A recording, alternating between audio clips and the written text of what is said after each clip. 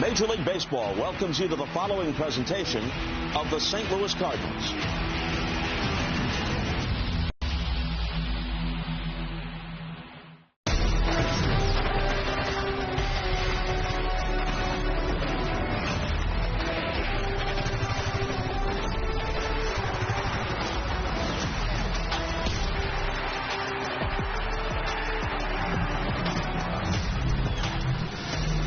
St. Louis Cardinals baseball on Cardinals TV is powered by MLB. It's Game 3 of our 4-game series between the red-hot Chicago Cubs and the homestanding Cardinals. It's a beautiful, much cooler night for a ball game here in downtown St. Louis. Hi again, friends. Chip and Brad are with you. Jim Hayes will join us in just a bit. We are running into a buzzsaw right now. The Cubs are red-hot. Sadly, the Cardinals aren't. The Redbirds, Brad, have dropped 5 of 6 so far on the homestand, but maybe this cooler weather is something that'll help cool off Chicago. Yeah, look, at the end of the day, you better have a short memory, especially when you're a young team. It's about the grind. It's about putting in the work every single day. You know this club is doing it. The results haven't been there. The attitude, though, we're around this club every day.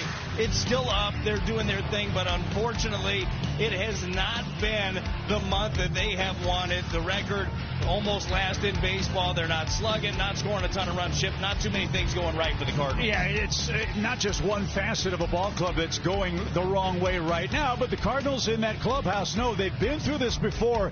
They know the answers start with this group of 26 here in St. Louis tonight. Like you said, it's not going our way. Baseball's happening to us, but you know, we have the right locker room to get through this. We've done it before. Maybe not as long of a stretch as we are right now, but we've got the right guys, and we just continue to work and put in the stuff before the game to make sure we're ready and put ourselves in a position to have success. A lot of these guys, it's the first time going through it, or their first full year, whatever it is, and so it's kind of a thing that gets talked about outside the building or whatever, but as a team, we don't think of it that way. And for me, at least, just trying to help these guys every day, just like I have in the past. From a skill standpoint and a culture standpoint, it's a great opportunity for it. But when you have a young group, there's going to be inconsistencies. You're going to have ups and downs. We're going through it right now. We've gone through some of the high points as well. But we have to continue to evaluate how certain guys respond and find opportunities to have conversations that move this forward. Well, the best way to start a winning streak is with a winning start from the man that begins your ball game. Dustin May gets his first taste of the Cardinals-Cubs rivalry. A big start for him and the Cardinals as the trade deadline approaches. It's Game 3 in St. Louis, and we'll have more on a beautiful night at Busch.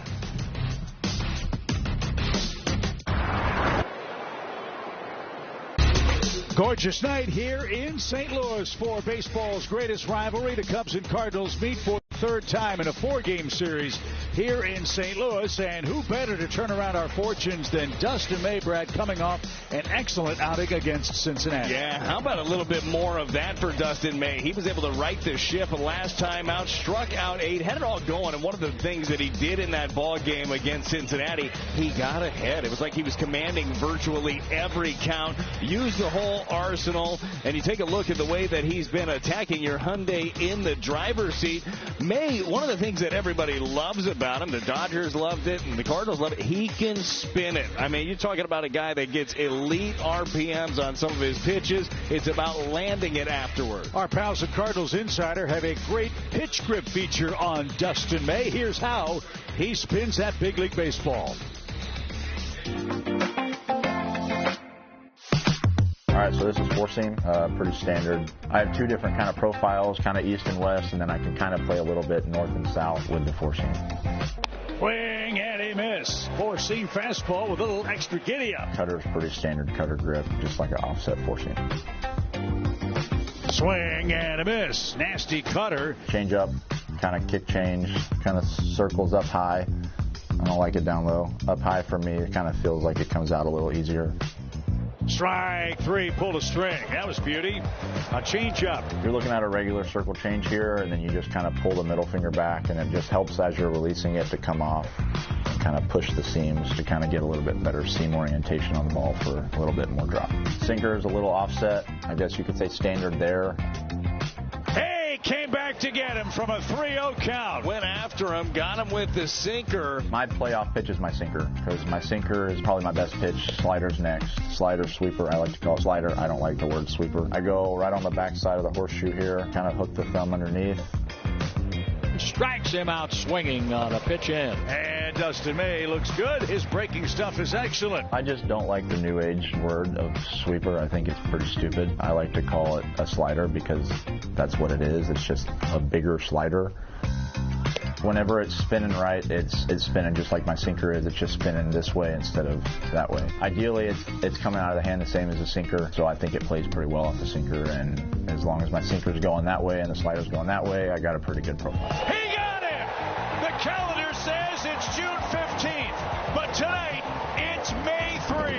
A complete game, one-hit shutout. Well, some more of that would be nice for Dustin May here in late July. And, Brad, you made an excellent point. For May and any pitcher, quite frankly, you get ahead, you got a great chance. Yeah, absolutely, right? When he is in the zone, when he is pumping strikes, he has been really good. And the thing about his stuff obviously plays in the zone. He's got the arsenal that he can be on the attack. He's going to have to do that against a Cubs team that really doesn't chase a ton. And the Cubs offense is flying high. Chicago, 250 runs scored in their last 39 games. Time to change that. Just under 6 minutes to first pitch on a beautiful night for the latest round of the Cubs-Cardinals rivalry. Hey, Chris, I didn't recognize. St. Louis Cardinals baseball is presented by Budweiser. This Bud's for you by Central Bank, the hometown bank of the Cardinals. Visit CardinalsChecking.com and by your quality Ford dealers. Ford F-Series, America's best-selling trucks for 48 years. Hardly a cloud in the sky above baseball heaven, the crown jewel of the National League, hosting the Cardinals and the Cubs. It's Game 3 of our series, and we will have lineups and first pitch coming up after our final break.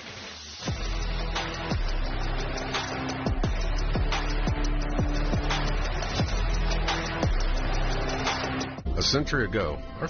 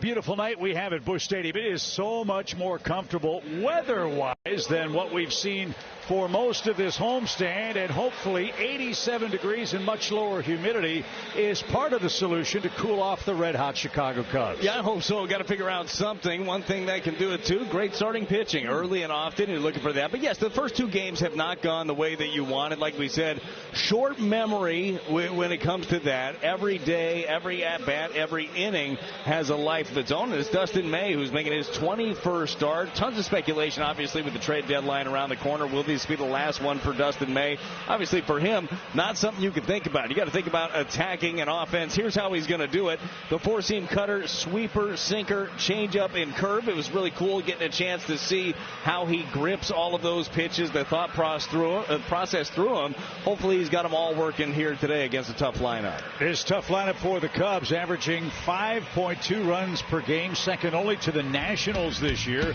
And this is how the Cardinals defense will try to slow them down. Let's start in the outfield. Jose Fermin gets the start in left. Nathan Church in center. Jordan Walker is in right. Mason Wynn plays Jordan on the left side of the infield. Pedro Pajes is behind the plate with J.J. Weatherhole at second. Alec Burleson is at first. Cardinals have a couple of left-handed bats in there for Oliver Marmol.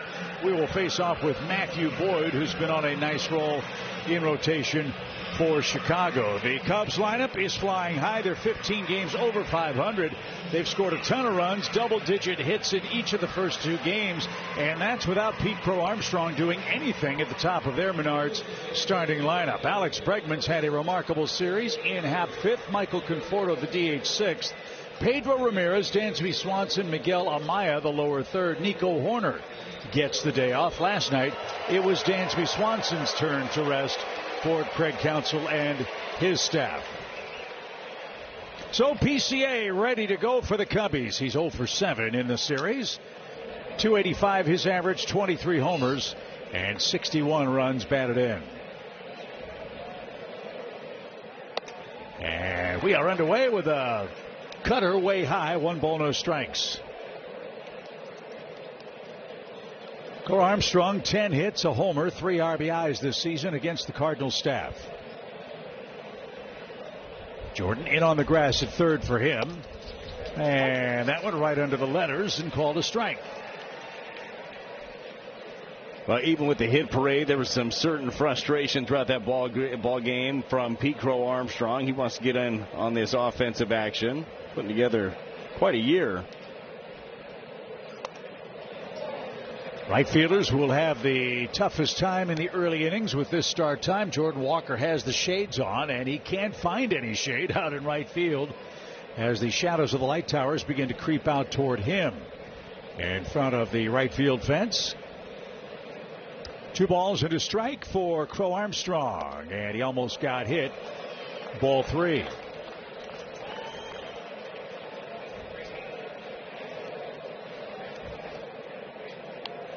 So can May come back and get PCA, who's walked a couple of times in the series. He's also stolen 26 bases.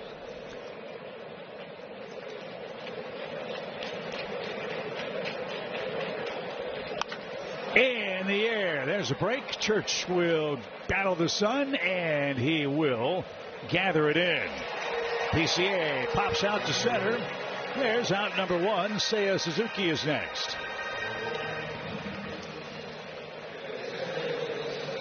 Suzuki's had a big series. He's 5 for 10. He's knocked in a couple of runs. Now, this Cubs team's interesting in this regard, Brad. They are not afraid to turn it loose. They've got 4 guys over 100 strikeouts on their roster and in this lineup, and Dansby Swanson's not far behind. He's got 91 punch-outs. Yeah, well, they can hit home runs, and the oddity of it is they walk as well. I mean, they got some 3 true outcomes on this ball club, that's for sure.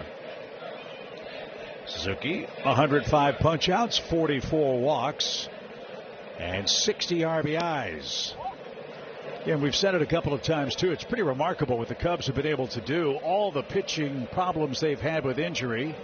12 pitchers on the IL now. They've used 33 different pitchers this season. But somehow, some way, Craig Counsell's been able to patch it together with 61 wins. And that one is just foul. Suzuki broke his bat. 2 balls and a strike. This one's going to be a little uncomfortable right here. Dustin May riding that sinker in on the hand. Such an effective pitch for him. He talked about that. Offsets the grip a little bit. Lets it ride. Opens up a lot of options on that outer half with that bigger slider of his. It might end up saying sweeper. I heard from somebody a minute ago that said that that's dumb. Yeah, we call it the BS. That's the updated term. All right, the BS. Something we're very familiar with. Hopefully don't need to lean on that too much tonight. Yeah, 2 nights of that's enough. 2 balls and a strike. There it was, but laid off that BS. So back-to-back 3-1 counts for May to start the game. Base is empty, 1 out. Michael Busch waits on deck.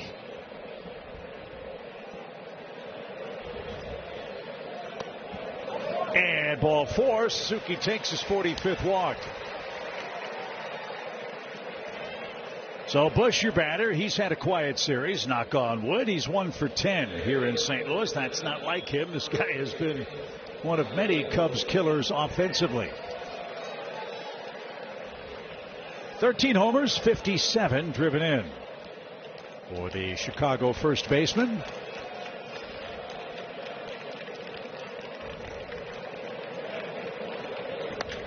And a little pop towards second, and JJ's going to catch that. Busch got sawed off. 2 outs. Interesting. Busch went after the first one after a couple of deep counts ahead of him. But thank you very much. I think he was looking for something to hit. It had been a slow series for Busch so far. He was trying to get something. Now, getting something going has not been a problem here for Alex Bregman. 7 for 10. He's been swinging Wonder Boy. That's Dansby Swanson's bat. Went to it a couple of days ago. All he's doing is getting knocks left and right. The Cardinals are trying to push him off the plate a couple of times in the first 2 games, and when they go away, Bregman's been wise to that. He's held his ground, and then when you throw inside on the plate, he's dropped the head on that one as well. He's dialed in. Look, sometimes you're going to run into a guy that's on a hot one. That's been Bregman. Right off the thumbs that time, and Dustin ahead now 0-2. Cardinals could use a real efficient start from Dustin May. A rough night for Michael McGreevy last night. Cardinals had to use the bullpen a lot.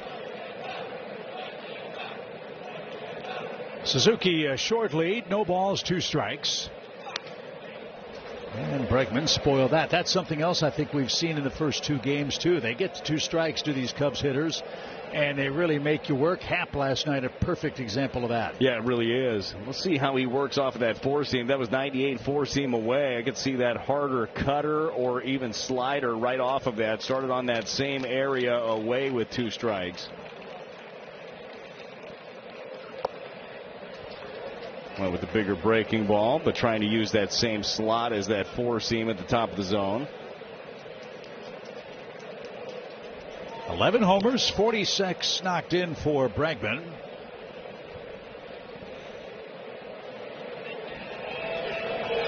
And strike 3, frozen with a sinker. May off to an impressive start. His first strikeout. The Cubs don't score in the first. Here come the Cardinals against Matthew Boyd. Listen to the heart. Cardinals are set to go in their half of our opening inning. As per custom, J.J. Weatherholt's atop your Menards starting 9. Jordan Walker is batting second. Herrera third. Burleson fourth with the lefty on the mound. Mason Wynn has had a nice series with 4 hits against the Cubs. Then it's Blaze Jordan, Nathan Church, Pedro Paez, a lefty on the mound. He's a good one when he's right. And Matthew Boyd, Bradley, is rounding into form. Yeah, Matthew Boyd has been really good since coming back off of the IL. 6 starts since his return. He had a torn meniscus. 4-0 with a 2.31 here for the veteran. First pitch rolled over to first, and that's easy for Busch. And J.J. Weatherholt is retired. JJ 10 hits in his last 48 trips to the plate. 4-pitch mix here for Matthew Boyd. Uses his 4-seam fastball changeup combo a lot. Has the slider, has the curve, a couple of other weapons. But this guy has been tough. He knows how to pitch. He knows how to spot his fastball. Again, not overpowering. But the Cardinals have had their struggles lately against left-handed pitching. They've dropped 6 of the last 9 games that they've started against the lefty. Jordan Walker 0 for his last 12, batting .283. Something Ali told us before the game today was got to find a way to get Boyd in the air. This Cubs staff has done a really good job of getting ground ball outs in the first 2 games. And Boyd with one on the game's first pitch. Now Walker behind 0-2, a big curveball. See if Boyd tries to run one of those fastballs up and in on Jordan. We've seen that a little bit lately now. Teams are going in on him with 2 strikes and then trying to open up away, but have not been afraid of running heat in. That's the punch counter punch that every big league player goes through. Jordan Walker is now on the map, and again, Holly said teams are starting to pitch him like, not going to let this guy beat us. Not going to get any easier after every pitcher watched him in the home run derby punish baseballs. Everybody already knew how dangerous he was. Then they got to see it again on the biggest stage. And you got to make sure that when you have a guy like him, you hope you have some protection in the lineup. Cardinals certainly believe they have that in Herrera with the way that it sets up today, and Burleson. Wow, took a little more off that curveball. That was ruled a changeup. And Jordan way out in front. Boyd has his first strikeout. And quickly 2 men out.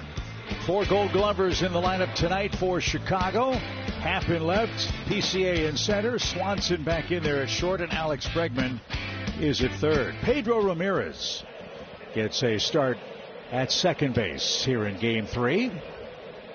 Ivan Herrera 1 for 8 in the series and hammers that down the line. Quick bat and a bolt off the base of the wall. That'll ricochet back toward the infield.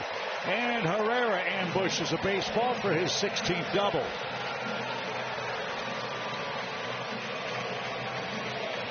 We're talking about it a lot. Sometimes the first pitch you see is going to be the best one to swing at. Chevy pitch track. Boyd tries to get ahead with 96 right here, and able to turn it around is Herrera. This is hit really hard. 111 off the bat. Been looking for slug out of him. You know how much Herrera's been working, grinding it out. You know he's been upset with the way that he's been swinging the bat. Well, it's looked better here in the last week. Burley's looked better lefty-lefty. Let's see if he can come through with a 2-out hit. He's got 71 RBIs.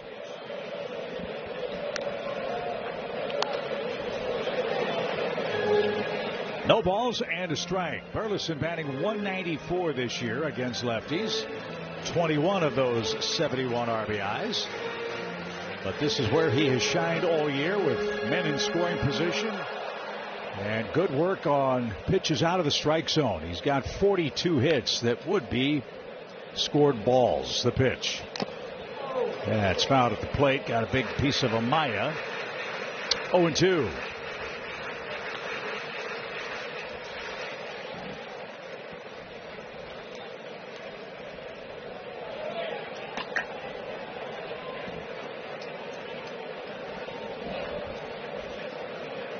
Herrera with the game's first hit. He's at second. 2 outs.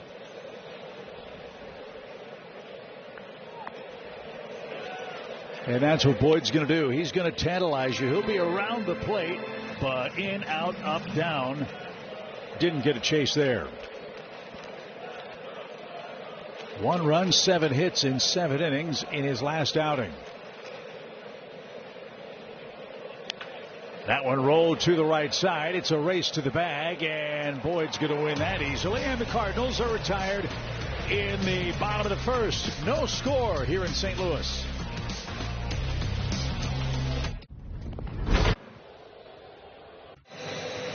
As we head to the second, no score. There's a lot on the line for the Cardinals, for Dustin May and Jim Hayes. Frankly, any team in contention this time of a major league season. Yeah, no question. He says physically he feels great, but he told me there is some uncertainty heading into the trade deadline. He told me the unknown part is the part no one sees that isn't super fun, possibly having to pack up and move. He said it could be great going to a contender that thinks you can help them, but it's never easy leaving a place where you are comfortable. Guys, he told me, I'd love to stay here if that becomes a possibility. Well, you love that. Look, it's a weird time for sure, but this place does have a way of making itself feel like home very quickly for a guy. I know this is only his 21st start, but he's here, family's here, like settling in very well. But it's something that you kind of just got to go out there, do your job, perform, and let the business side fall wherever it does. But I think he's done a great job of putting his best foot forward. The big thing we know with Dustin May is having a healthy year. I mean, this poor guy has had random injuries throughout the career. Finally being able to put it together, have a healthy one. Remember, like, he hasn't had a full year in the big leagues, a full 162-game season in his career yet. You know, last year was the most innings that he ever had, most starts that he ever had. I believe it was 24 of them. The only full season that he had was the COVID year, right? So he's been building up to do what he's doing right now. The stuff is absolutely there, and you can see why some teams are going to be calling for him. 2-2 for Ian Happ, who coaxed an 11-pitch at bat in the first inning before driving home 2 runs. And May's had a couple of deep counts to start already. 3-2 for Ian Happ. That Happ at bat yesterday was ridiculous. He saw everything that Michael McGreevy had in that one. Roll over this time, and Burley will feed his pitcher, and first ground ball out for May. That takes care of Happ, and Michael Conforto is coming up.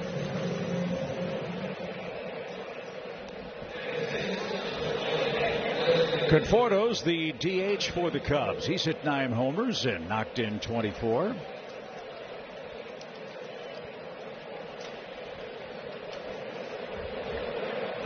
Chip, I think if broadcasters could get traded, you'd be on the block for sure.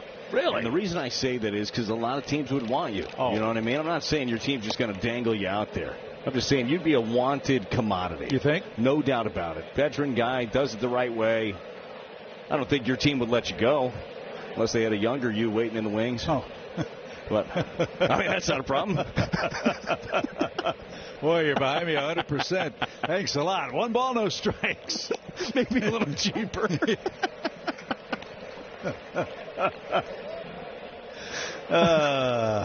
If only you knew. 1-1 for Conforto at the 7 o'clock hour in St. Louis.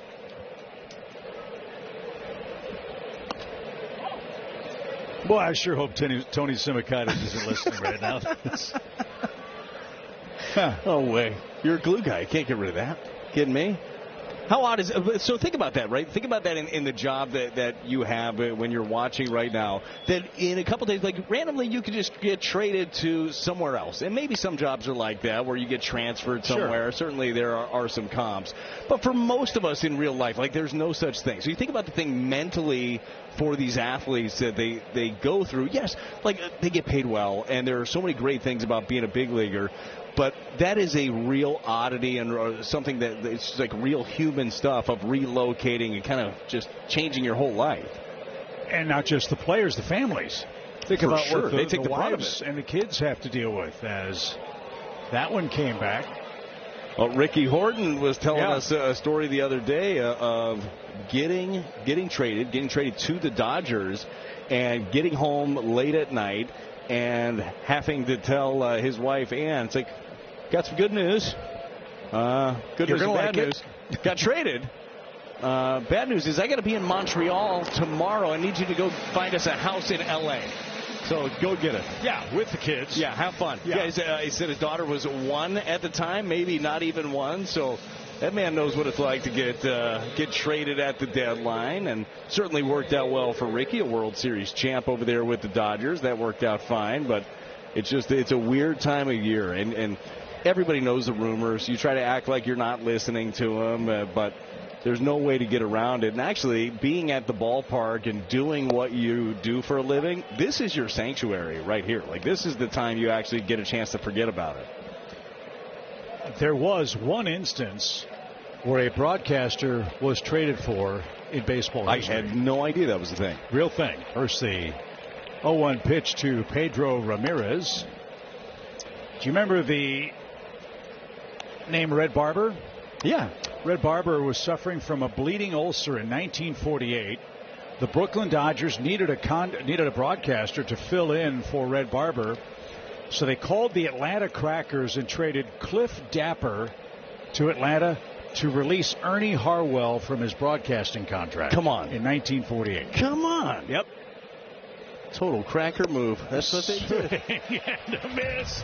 2 strikeouts in as many innings for Dustin May, and we are scoreless here in St. Louis. Steve Ellman. Bottom 2 in St. Louis, no score. Chance to talk it over with pitching coach Dusty Blake. And we were talking about May a little while ago, and you said the key for him is getting into a rhythm. So far, 2 scoreless, 2 punch-outs. What is that rhythm all about? Yeah, I think it probably goes for a lot of pitchers, but you just feel like you can go out there and focus on attacking, and you're not trying to feel mechanics or the ball out of your hand or anything too specific that may disconnect you from going out there being synced up and really just kind of trusting the process, trusting the ball when it's coming out of your hand. You have a younger starting rotation, May, more of a veteran. Is he different coaching him than the other guy?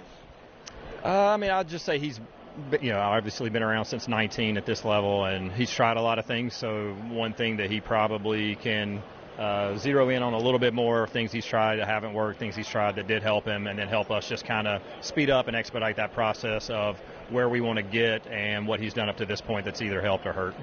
McGreevy has pitched as well as you could ask. Last night, kind of a clunker. You tell him just to flush that? Yeah, you want to take something from it if you can. Every experience, especially these young guys, like we can learn something. And so is there anything that stands out beyond some of the obvious? And can we create better process around some of those things? And then for the most part, if you pitch up here, a tax you're going to pay is you're going to have a bad outing every now and then. So we do have to keep that in mind with it as well and make sure we don't over-index on one thing or one night that doesn't go well. Thanks for the time. Oh, of course. All right, Chip, that's the pitching coach. That is indeed the pitching coach, Dusty Blake. Thank you, Cat, for that. Mason Wynn strikes out to start the second. Jose Fermin digs in. Another start for Fermin. This time in left field for the Cardinals. This guy's been getting a lot of consistent playing time over the last 3 weeks. I think if you hit one into Big Mac land, too, which he did the other day, unfortunately this one to second base, that's going to be the second out of the inning. I think you get to wear the Ferminator shirt for a couple of days in a row. Now, I'm not the authority on this. Obviously, that's the manager. But what are your thoughts? I'm with you. In fact, I think Jose should have a couple made for us. We are always looking to add to our wardrobes. Especially the free wardrobes. And free is the key word. And we would be happy to wear those during an open. Yeah, for sure. I would wear that. Now, Jim Hayes did report the other day they were working on it, but working on a little copyright issues, trying to make sure we don't infringe too much, which is, I would have just done it and then paid the consequence because I'm not smart, but they're doing it the right way. But I'd rock a Ferminator shirt. What's the fun in that? Yeah, right? Ask for forgiveness. Or plead the fifth. That's out of play off to the right. And into the seats. No balls. 2 strikes. Whatever works. Hey, they're watching at Charlie's Sports Bar in Las Vegas tonight. Let's go. Big Cardinal fan Joseph tuning in, open for a Redbird winner. And a swing and a miss. That mesmerizing changeup is causing the Redbirds some trouble. 3 strikeouts through 2 for Matthew Boyd. And we head to the third.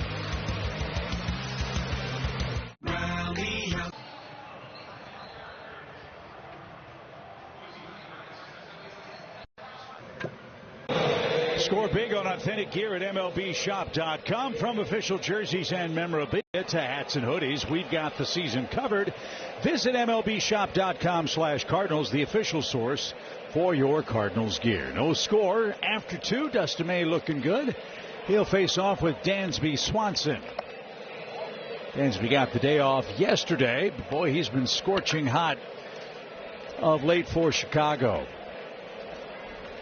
A .306 average, 33 RBIs since June 17th.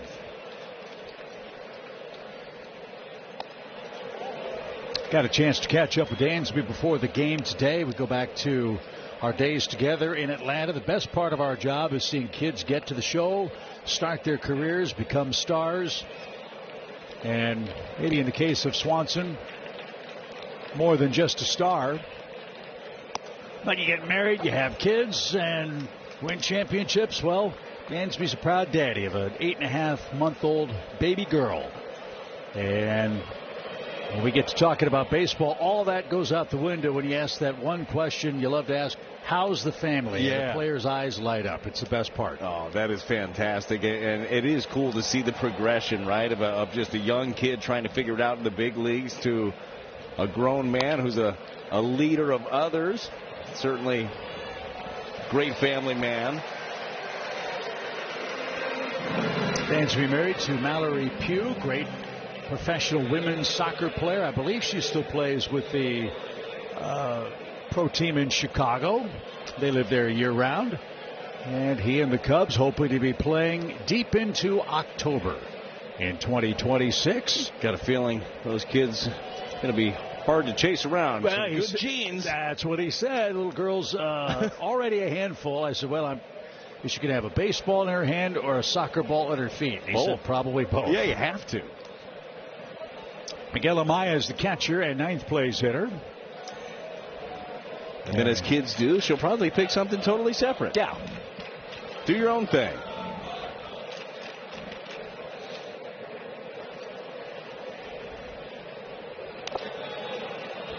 No balls and a strike to Amaya. He's got a 5-game hitting streak.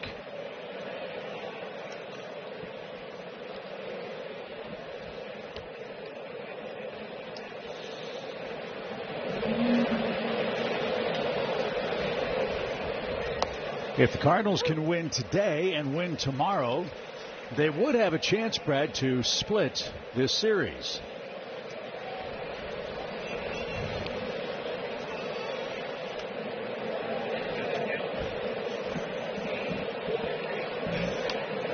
We've had some interesting splits in the last series or two, as that one's on the ground. Mason Wynn, another rollover. And 2 up, 2 down in the third inning. It's not May 3rd, it's July 29th.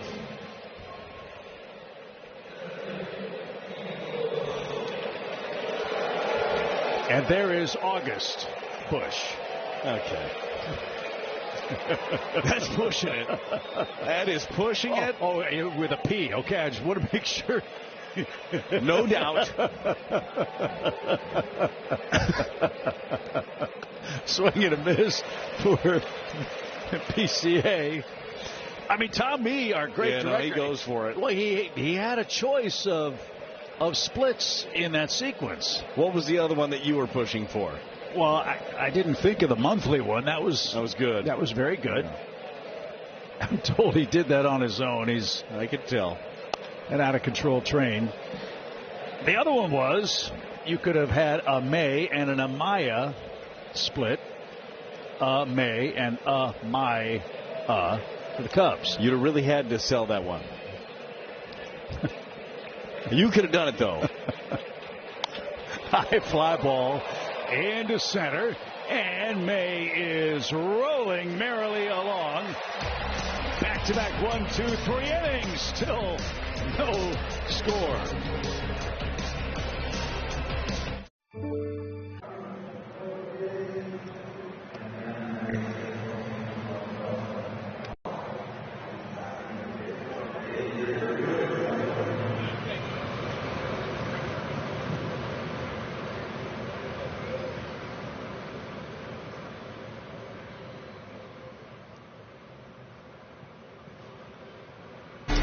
St. Louis Cardinals baseball is presented by your Mid-America Chevy dealers and by BJC Healthcare. You deserve extraordinary care. No score as we head to the home third inning. As we look above the big video scoreboard here in St. Louis, the progress of the hotel deconstruction continues. I wonder how much more will be gone by the time we get back from our Toronto, New York trip. It truly is amazing what they've been doing up there. I mean, it's been floor by floor, the top almost gone. I mean, that is some stuff. We've talked about this. I would not fare well up there, just standing, let alone working.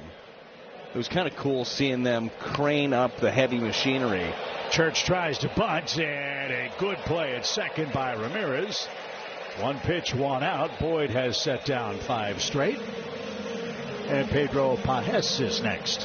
How would you do up there, Chip? I would never get up that. No? No chance. You don't want to go top of the crane, stand up, take a selfie? I get kind of queasy just looking at it from here. My hands are clammy thinking about it. Yeah. No, thank you. But that's going to be part of the evolution of downtown St. Louis, that project of linking the Gateway Arch grounds and Ballpark Village and downtown St. Louis. That'll be awesome in the years to come. A lot of other projects just south of the stadium along the riverfront. Of course, the most remarkable site, the one and only Gateway Arch on the banks of the mighty Mississippi. Yeah, a lot of investments being made downtown here, St. Louis. Getting better and better.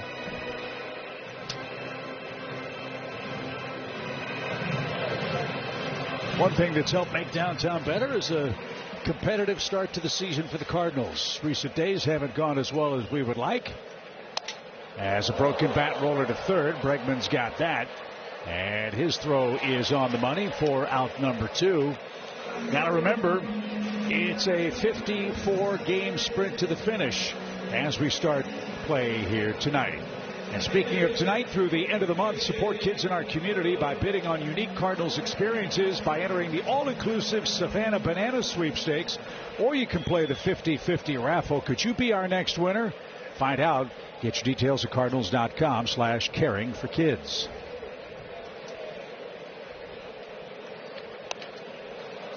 Rolled over again by J.J. Weatherholt. He's got 2 groundouts, and he swung at the first pitch both times. Boyd has been very efficient. 9 outs, 25 pitches, and we go to the 4th.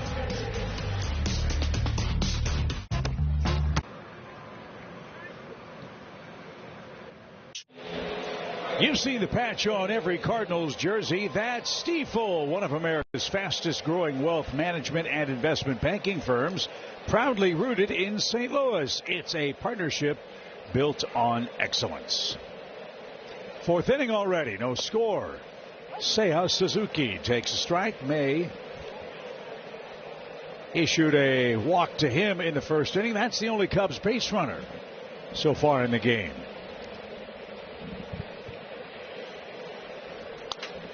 In the air toward left. And the Furminators got that.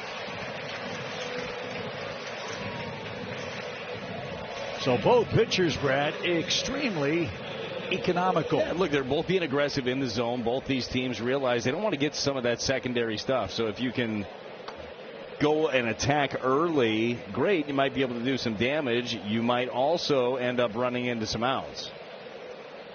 Bush popped out his first time. One of 5 Cubs with 50 or more ribbies this year. What do you think they'll do at the deadline? The Cubs, yeah, I think that they're probably looking for arms. We talked about how many that are on the shelf. I don't think the offense has been an issue for them at all. I don't think you necessarily need to go that direction. So you're probably just looking for another arm, maybe a bullpen arm and a starter potentially to be able to bolster this group. Right now, the Cubs, the number 1 wild card in the National League. They've got a 6-game lead over the Phillies, who were just swept by the Marlins. Miami snapped their 12-game losing slide. They've won 3 in a row. And how about Bryce Harper as we change gears a bit? Bryce Harper said to the media, we need some help. We need some offensive help. That's apparent. They didn't do a whole lot against Miami with their pitching staff in South Florida. Yeah, a little surprising that team, with some of the names they have, has struggled as much as they had offensively, and it really kind of has been most of the season. So they're a team that has battled, have figured out ways to do it, and he was asked too, which way do you think that you should add? Should you add a bat? Should you add an arm? He said both, so putting a little pressure on over there in the front office. They've been one, though. They will wheel and deal quite a bit. Certainly a very talented nucleus on that club. Swing and a miss. Michael Busch is down on strikes, number 3 for Dustin May. Look at the action on this baby. Yeah, I like this one. This is that change-up, little kick change that he talked about. He throws the circle, spikes that middle finger, and gets a little extra running away from the lefty or Chevy pitch track. Boy, that was filthy. May's retired 10 in a row. And that young fan's having a great time. Best seat in the house. Yeah, I got goldfish. I love the fishes. They're so delicious. These things are awesome. Watching, paying attention. See that, Chip? No iPhone. She's good to go.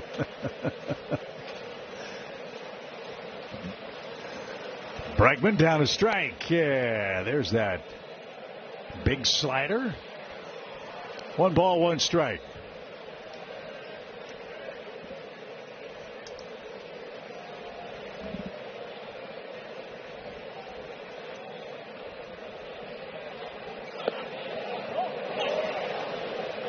The Cubs still have 7 games, I believe, left with the Brewers. Milwaukee got blistered out in San Francisco today. So don't count them out for the division championship. But I think that's going to be a fascinating thing, too. The big market Cubs with seemingly unlimited financial resources, maybe squaring off with the Brewers for the big prize, Tarek Skubal, if he's available. The Brewers with that outstanding farm system and all the young talent they've accrued. 3-1 count. That strike. Skubal started today, left with a lead. The Tigers couldn't hold a 7-0 advantage and lost. Skubal picked up his 1,000th strikeout, his 150th start today, and the crowd at home, standing ovation every time he moved a muscle. I bet. He is. I mean, look, he's arguably the best in the business. In the air, right center. Well hit. Walker and Church. It's Church diving. Can't get it. That'll bounce off the warning track and into the stands. Man, Church covered a ton of ground and a great effort to try to snag that one off the warning track. Yeah, you got to respect that. Church, he gave it everything that he had. First the pitch, this cutter, it was away, but it was thigh high right there for Bregman. He's been going that way. Anything on the outer half, he's driving it with authority. That was a long way to go. Good read, dead sprint, just couldn't quite snag it. Another hit for Bregman in the series, his 8th. And Church all scuffed up after that dive on the warning track.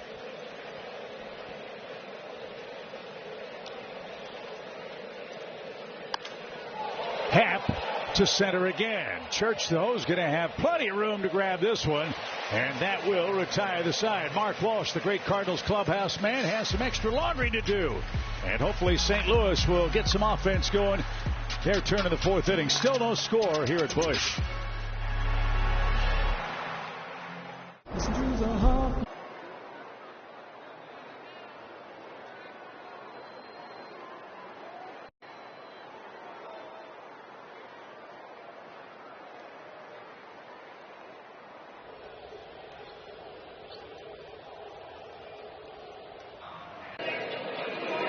Through for the Cardinals against Matthew Boyd. He's given up 1 hit. That came with 2 outs in the 1st inning. Jordan Walker is your batter. What's your Toyota key tonight? Yeah, there it is. It's short memory, right, for this ball club. We talked about it earlier. You have to. The last couple of days have not gone well, okay? You got the Cubs coming in town. There's excitement when it's a division foe. Cardinals, Cubs, it's always riding high. Well, you got punched in the mouth twice. Now, you can sit there and dwell on it if you want to. Young club, you know, like, oh, what do we do? Or you just go right back to work and don't worry about any of that stuff. That short memory is something this team has done a good job of, but they're going to have to continue to remind themselves of it. Every single game, you got a new life. Every at-bat, every pitch at this moment, short memory's big. Boyd has really pitched effectively against Jordan Walker. A lot of off-speed stuff. He just zipped a fastball by him there. And now his 28th pitch is flipped out to the shortstop. Had him reaching. And Walker is 0 for 2 to kick off the inning. Herrera next. He doubled for the lone St. Louis hit. Jim Hayes.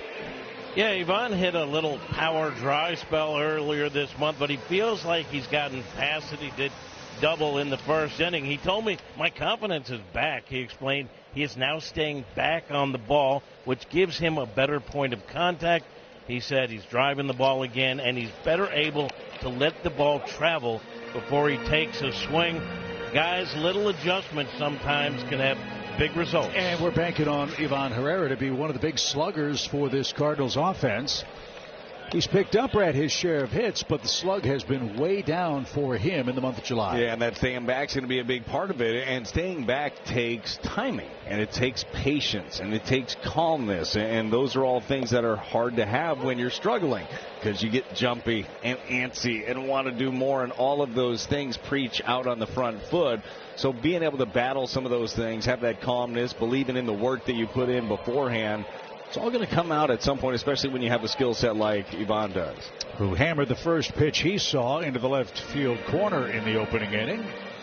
He's behind here. 1 ball, 2 strikes to Boyd, who really knows how to pitch. This guy's been around a long time. Out of Oregon State University, the Cubs, his 5th big league organization. And rolling very nicely. He should be well rested for the stretch run for Chicago. I missed that time with the meniscus, so they're definitely happy to have him back. This is 7th start back from that. It could be one of those that we talked about, all the injuries that they had, but for them, maybe one of these little blessings in disguise, to your point, having a guy a little bit fresher potentially. But the add and subtract for this guy, it's really impressive, is it not? No, it is. And look, his fastball's got plenty of life on him. We've seen him actually up to 96 in this ball game. And he puts it where he wants to. He can crossfire it in on the righties, and then that changeup is dangerous. And the slider has been crazy effective this year. 6 ground ball outs for him in the game. And a little pop into shallow center. Herrera's 2 for 2. Didn't try to do too much with that. And he's aboard with 1 out for Alec Burleson.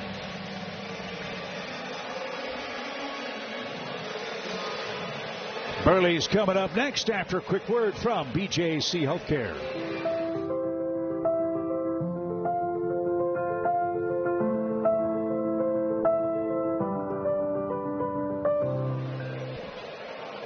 It's been 17 games since we've enjoyed a Burley bomb.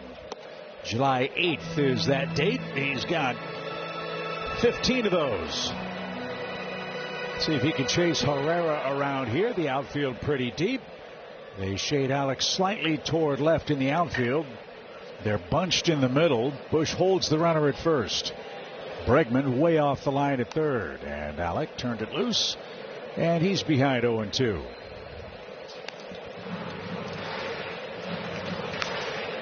Burley was 1 for 3 last night in game 1. 0 for 4 with 4 groundouts.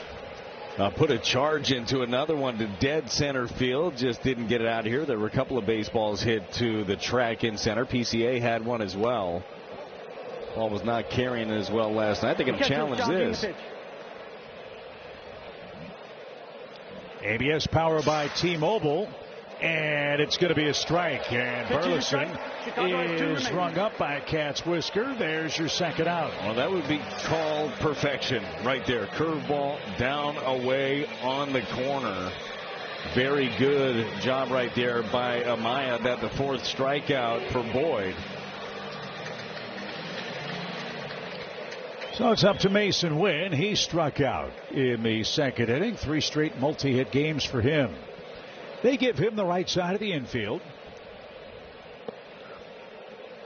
And Mason, our Bet365 betting odds. Let's see if he can pick up his 5th hit of the series tonight. Go get some. 4 for 8 so far. He's got some success in his career. 3 for 9, 2 doubles off of Boyd.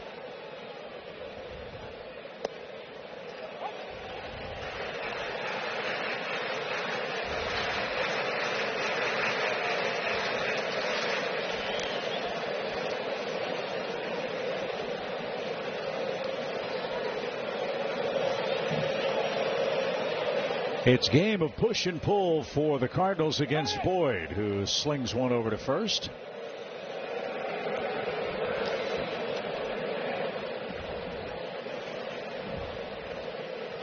Boyd making Mason wait a long time, a couple of shakes before he threw to first.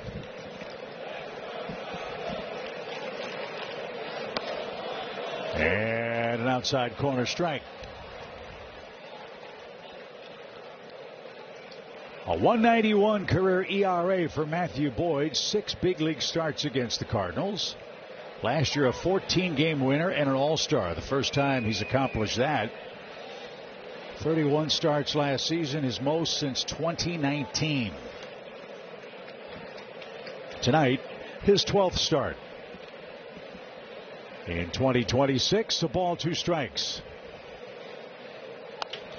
Rolled toward third. Bregman's got it, throws on the run, and that will retire the side for St. Louis. No runs, a hit, a man left, zipping right along at Busch Stadium. Still no score.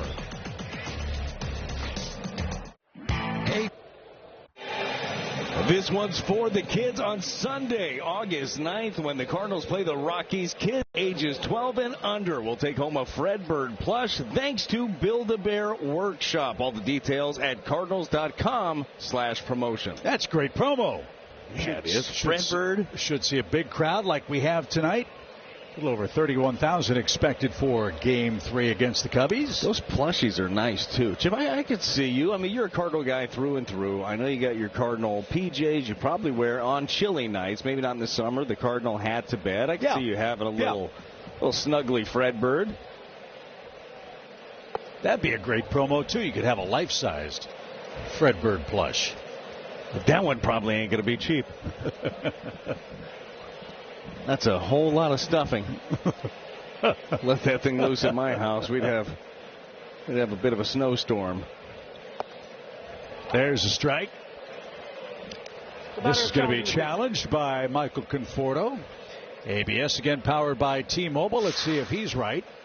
And he is, so that changes things. It's now 3 balls, no strikes.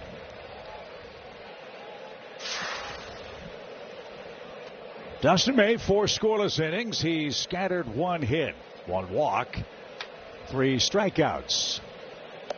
And Conforto takes ball 4. A leadoff free pass kicks off the Cubs' 5th. Got a stuffy there. Must be lucky. What kind of a dinosaur do you think that is, Chip? Oh, it's T-Rex. You think so? Yeah, I think so. I can't see his arms. Yeah, that's what I'm saying. Yeah, not going to reach his wallet, that's for sure. Or scratch his nose. That would be a problem. See, look. Yeah, that's probably T-Rex. Vicious teeth, too. Ramirez is next. Did you ever have like a stuffed animal, Chip, that was like your thing as a kid? Or did your kids ever have one? Oh, my kids did, yeah. My mother-in-law, Ann Irely, my kids went through a Godzilla phase. Have your kids gone through that yet? The Godzilla phase? No, I guess that skipped us. Yeah, okay. Well, maybe we can start a trend.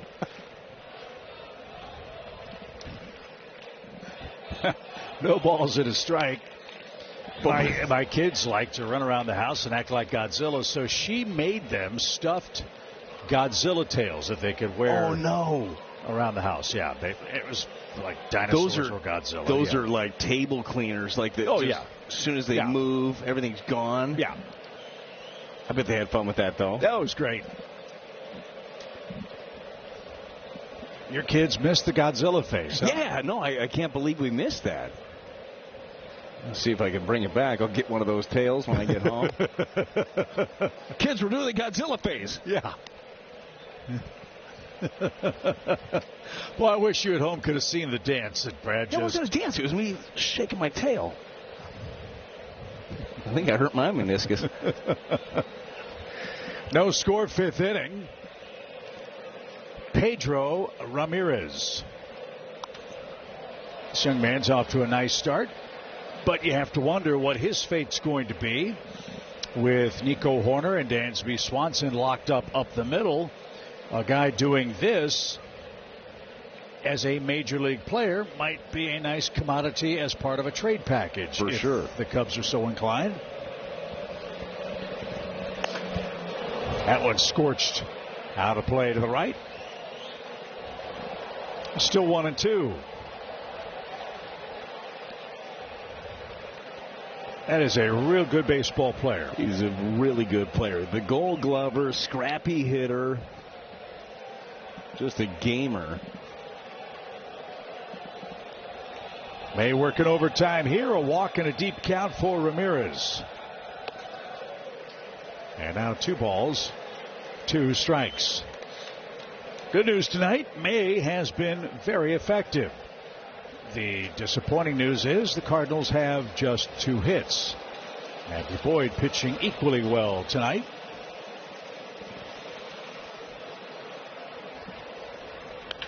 Ground ball right side. JJ is going to have 1 play. And a productive out for Ramirez. Conforto in safely at second with 1 out. And here's Dansby Swanson. JJ's so heady and so smart. The game never seems to speed up on him defensively. I'm sure there was a split second where he wanted to be a hero and try to get the lead out. If you don't make it, you've got bigger problems. Now you've got a runner at second with 1 away. Take the sure route. You go for it there, and you feel comfortable about that, not forcing, especially, look, it's early enough. I guess we're halfway through this ball game. But you got a guy that can get some outs quickly. There's one right there. Got him off stride with the breaking ball. Can't advance the runner. Dansby Swanson 0 for 2. That was good play defensively for Jordan and for Mason Wynn. When Blaze came up with that ball, knowing a runner at second, his first move, Brad, get to third just in case the Cubs got greedy with Conforto at second base. That's a good call. Look, details matter. The little things matter, and especially when you're scuffling a little bit, especially offensively, to put together some runs. You can't give away extra bases. You can't do the little things wrong. You got to hit your cutoff man. You got to be where you're supposed to be. Oh, Amaya almost wore 1. 1 ball, no strikes. Sinker's had some life on it, boy. Conforto, a big lead at second with 2 outs. Driven to right. Walker retreats. Still going. Slowing onto the track. And May has 5 shutout innings here in St. Louis. Let's see if the Cardinals offense can get something started. Jose Fermin will lead it off next.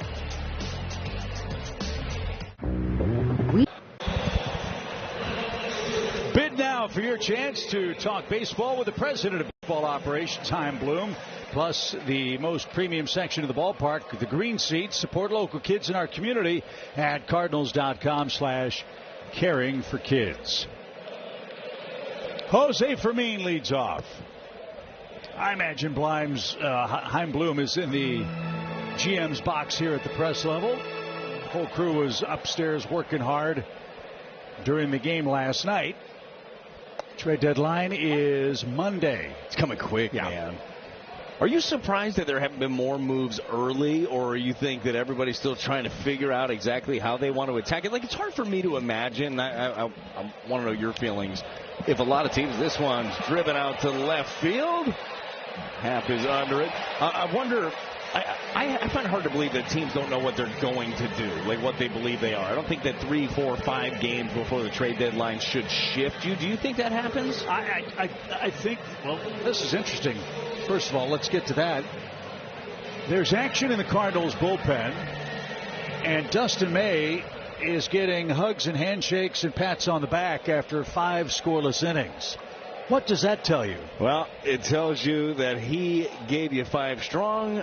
He didn't throw a lot of pitches, and they don't want to risk anything by throwing him out there again, is the way that I would look at that. Blaze Jordan pops that one into shallow center. So that's an interesting development here in Game 3. But to answer your question, I think what's been so amazing is this year you have 6 teams within 2.5 games of the last wild card spot in the National League.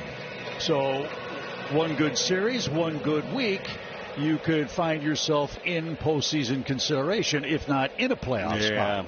Yeah, the thing is that I keep leaning back on with that is that you have to internally know, well, like, if you believe that your team can go on a run or not, right? Like, so a week of games probably shouldn't shift your narrative. Now, look, if you're on the fence and then you see your team playing some inspired ball and you're thinking, okay, maybe this one thing will push them over the edge, then maybe that ends up being the case. We'll see. But a tough decision for a lot of teams. To your point, there's a lot of things bunched up. Well, I'm sure, like Bryce Harper said, hey, we need some help. There's no such thing as a perfect club. The Cardinals could use a lot of things to get into playoff consideration and maybe advance. But you have to be really, really honest about where you are, and the Cardinals have been very clear about that going back to the end of last season. There is no sugar high for this team. There are a lot of things that need to be put back in place here to build a solid foundation so that consistently the Cardinals are adding to a strong core to win playoff series and have a chance to play deep into October or early November. No, you're right. They get it right. Obviously, this team understands. Golly. Church ducked under a breaking ball. It still popped him in the helmet. And he'll take first base with 2 outs. They got him right in the side of the head. Obviously, I think the ears are ringing. Breaking ball from Boyd just popped out of his hand and tried to roll out of the way. Unfortunately, rolled into it.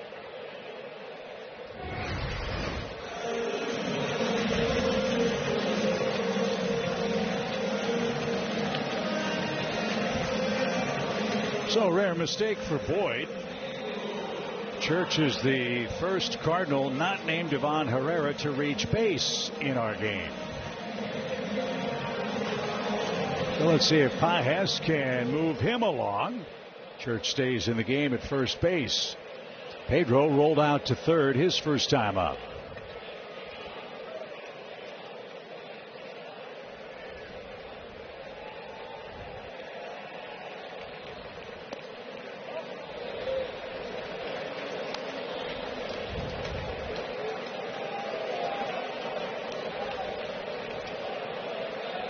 No score, just 3 combined hits. We are in the home 5th inning. What a difference this game has been from the first 2.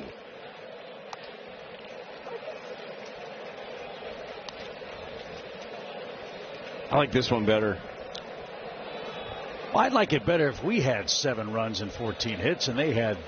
Well, if I'm just comparing it off of the last 2. Yeah, I'm just saying this one has been a little bit more entertaining from a Cardinal standpoint. Tight one for sure. Need to figure out a way to get some offense going. But I'm sure a lot of emotions going on right there for this man. Dustin May got a hug from virtually everybody in that dugout. They all know what's going on, what's at stake potentially. Trade deadline again on Monday. Dustin May was taking it in, looking around the crowd. You know that he talked about it, has enjoyed his time here in St. Louis. Would love to be able to stay if that were a possibility, but realizes the situation. Yeah, this is one of those mutually beneficial situations. May came here to prove he was healthy, rebuild his value. The Cardinals got a lot of starts out of Dustin May, and now might be able to, if that's going to be the case, there's another challenge here. If he's not going to be part of what the Redbirds want to do next year, to flip him for more foundational talent. That's the business side of the game. Well, and you always have the opportunity to bring a player back, too, in free agency. Absolutely. 3 balls and a strike. The Cubs lose a challenge. No score for Pedro. And back up and out of play. And off the facade of the third deck, that'll bounce into the seats where a fan from Ellisville, Missouri comes away with a souvenir.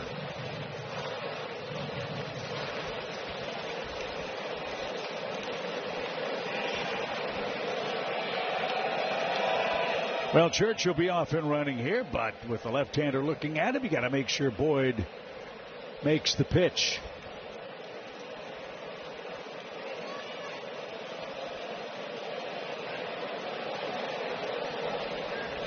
And ball 4 outside. So the Cardinals have their second runner of the game in scoring position. And let's see what JJ can do. He has been very anxious to swing the bat tonight. 2 groundouts in his first 2 trips to the plate.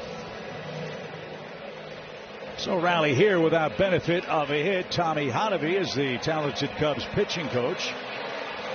And he trots out to the center of the diamond. While they talk it over, we'll step away for a quick word from Rally House. The season starts at Rally House. From jerseys and hats to tumblers for game day, it's where outrageous selection meets every fan's style. 40 RBIs for J.J. Weatherholt. 6 RBIs this month. The bottom of the Cardinals order hasn't been on base an awful lot in the last couple of weeks. So So for J.J., a chance to hit here with some traffic. Let's see if third time's the charm for the St. Louis second baseman.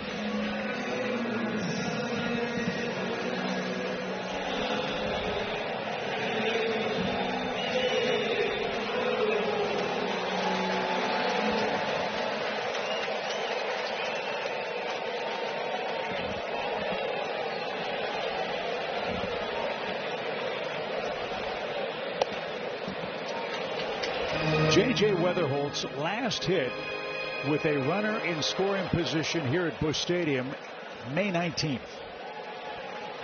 That doesn't compute. How about we do it right here? 1 ball, no strikes.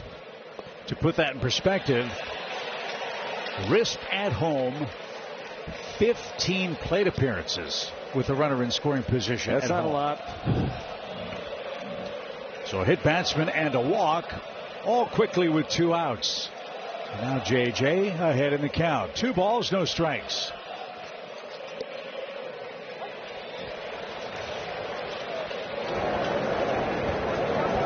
That crew has grown immensely since the beginning of this game. The Tarps Off crew getting into it, cheering for their guys. It's been so fun to watch them. They brought a real life to this ballpark.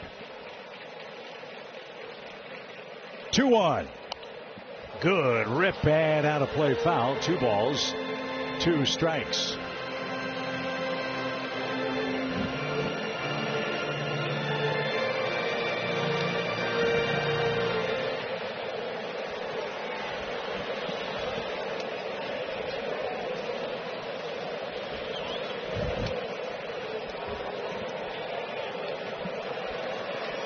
Deuce is wild for J.J. Weatherholt. Breaking ball. He hung it and popped out of play. J.J. comes away shaking that right hand. That stung him a bit. It's been interesting here, too, how Boyd has attacked J.J. Usually against lefties, he's riding the 4-seam and the slider combo. It's been nothing but sinkers and then that bigger curveball here left on left. And now the left-on-left changeup. Like, that's the thing right now in baseball, and it's always been. You've always wanted to be unpredictable. But now with all of the data that's out there, they have every tendency. They have every count. They have everything that you do against left-on-left or left versus right. Like, you have to be able to mix it up. That's one of the things that the veteran Boyd does really, really well. He can use the whole arsenal to both sides. The 2-2. And now it's Weatherholt's turn to battle here. Cardinals get a hit. They could score the game's first run, and that would give Dustin May a chance to win tonight. J.J. is going to see an 8th pitch here in the 5th inning. Justin Brule continues to warm up. The pitch. Full count. Everybody's going to run now. That's more like a J.J. That's what we've seen for most of this season. Well, let's see how Boyd is feeling right now. I think that the pitch to go to is probably that slider again. Will he do it, though? 3-2. Start it more on the plate. Boyd's had to work overtime here. No balls. 0 for 2 is Weatherholt. 3 balls, 2 strikes. Runners go and fall off again. Well, what's good for the proverbial goose is good for the gander. Maybe Weatherholt can put together an Ian Happ-like trip to the plate. I like that. In the 5th inning.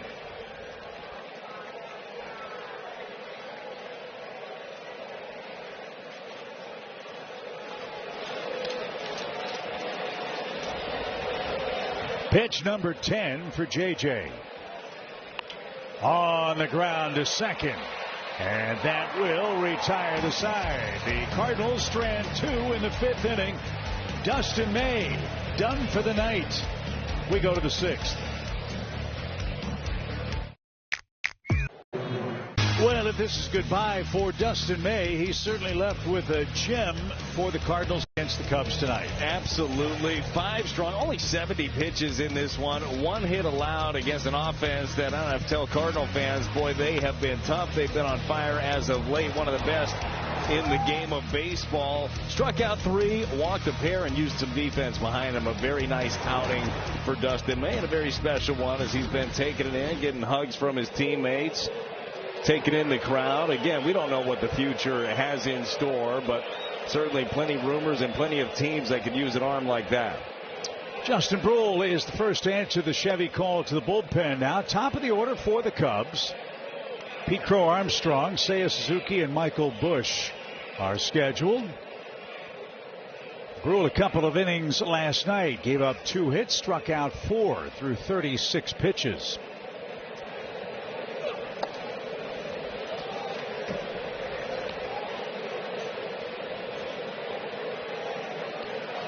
You and I were talking in between innings, and I couldn't agree with you more. I think Dustin May fit in really well here this season. Yeah, look, this is a place. Dustin kind of came in as really a veteran presence, but when you really look at the bulk of work, I mean, he's had some injuries, right? So, like, there were still some things that he was building through, still working through, still trying to figure out some things on his own, but he's fit in perfectly. I think he's added a presence. I feel like he's learned even from some of these other Cardinal starters. They work collaboratively so well. I think that he's fit in really well with the staff here. Has dug into a lot of the small adjustments that they've wanted him to make. I mean, he's been really good, and the arm has been electric. The stuff was awesome, and it's just a good fit. And it says a lot, too. May has finished his night. He's not up in the training room getting treatment for his next outing. He's sitting on the dugout bench taking all of this in. As Jim Hayes, we battle on in the 6th inning tonight. Yeah, he's also proved, I think, to a lot of people that the guy that people maybe remember with the Dodgers is back 3 straight seasons now of going over 100 innings. He says he feels as good as he had in a long time. So if that's the case, that he's going somewhere, they're getting a good piece for that starting rotation. Yeah, and I can't wait for the time, and I think it's closer than we think.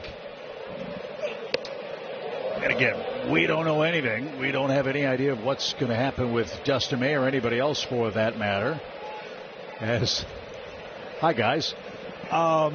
Can't wait for the time when the Cardinals are adding guys like Dustin May at the deadline. Yeah, absolutely. I don't think that those times are that far away, but it is a building process. Good play, J.J., and a stretch by Burleson. Weatherholt had to turn that loose quickly. It rocketed toward first, and Burleson had to reach up to haul that in. Well, you know, when Pete Crow Armstrong is running, you better not take that extra step. The throw ends up being a little bit high. This is a really nice job on the backside there by Burley. Very close. They might end up taking a look. They are taking a look at this. In a scoreless game, might as well take a chance. This is a big play. So the Cubs will challenge. J.J. Weatherholt entered play tonight, leads all Major League position players, no matter their position, in assists. This one could be taken away if the throw pulled Burleson off the first base bag. Let's get a look here. Let's see. He's stretching out on his tippy toes. He has it. Then does he come off after he has it? Because it does look like that foot of PCA is going to end up hitting before the foot comes back down. But the question was the foot on first? And is there enough to change the call that was out? By Counsell taking a shot. He knows the speed of PCA. He could be at second base very quickly. That's what speed does. It can force you into the slightest of tough plays, and this one might turn into a man at first. Verdict is in. The call on the field stands. Runners out. Chicago loses their challenge. So the call stands.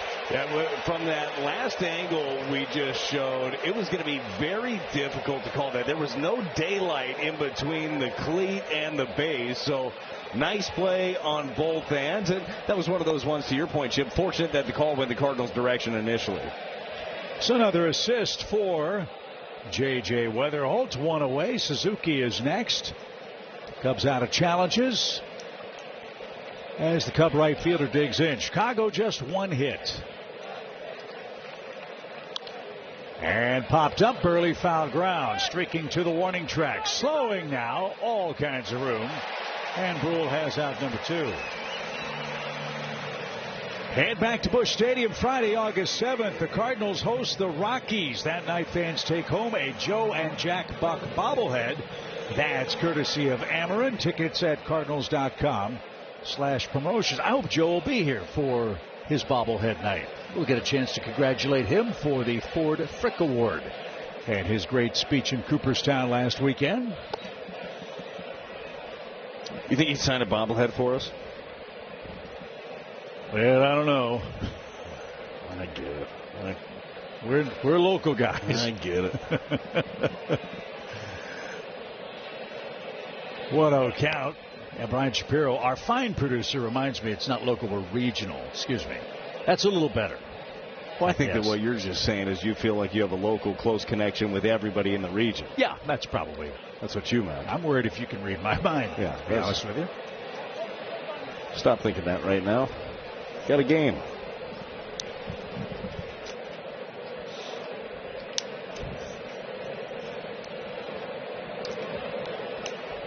A 1-1 pitch. High, towering fly to right. But Jordan Walker will gather that one in. Pull another good inning. He sends our game to the 6th inning. How about this? No score.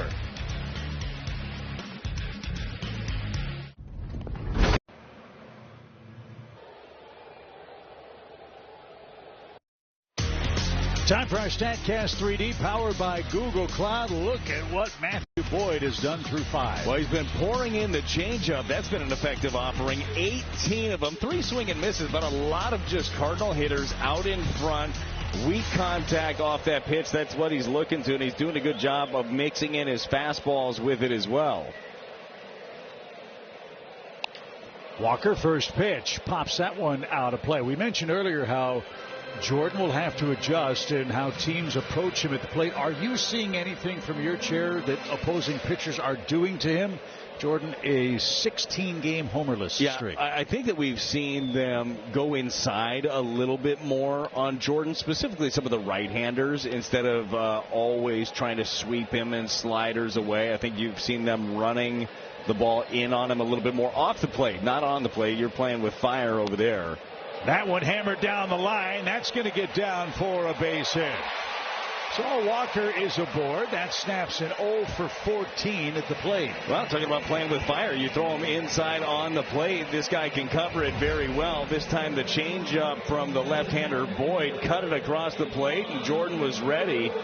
Drops down, stays back with it, and drives it into left. Ivan Herrera is the man that Boyd hasn't solved yet. Herrera is 2 for 2.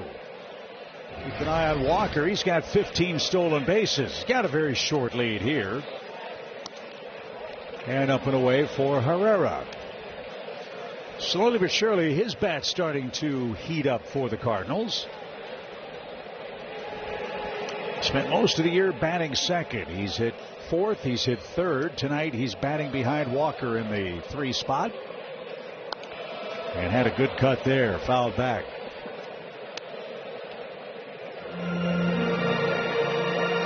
What you're looking for from Herrera is damage with men on base. 8 of his 12 homers have been solo shots. Time to change that, or improve that, I should say. 1-1 pitch. Hammered down the line. He turned on that baby, and now down 1-2.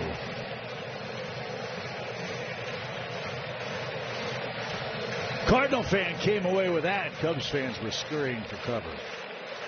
Well, what happened to the last guy? As Herrera takes a timeout here. They give Ivan the right side of the infield. Slightly more closed in the batter's box. Some mechanical changes for him at the plate.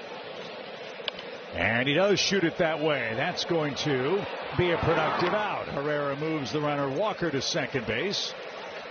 And 1 man down.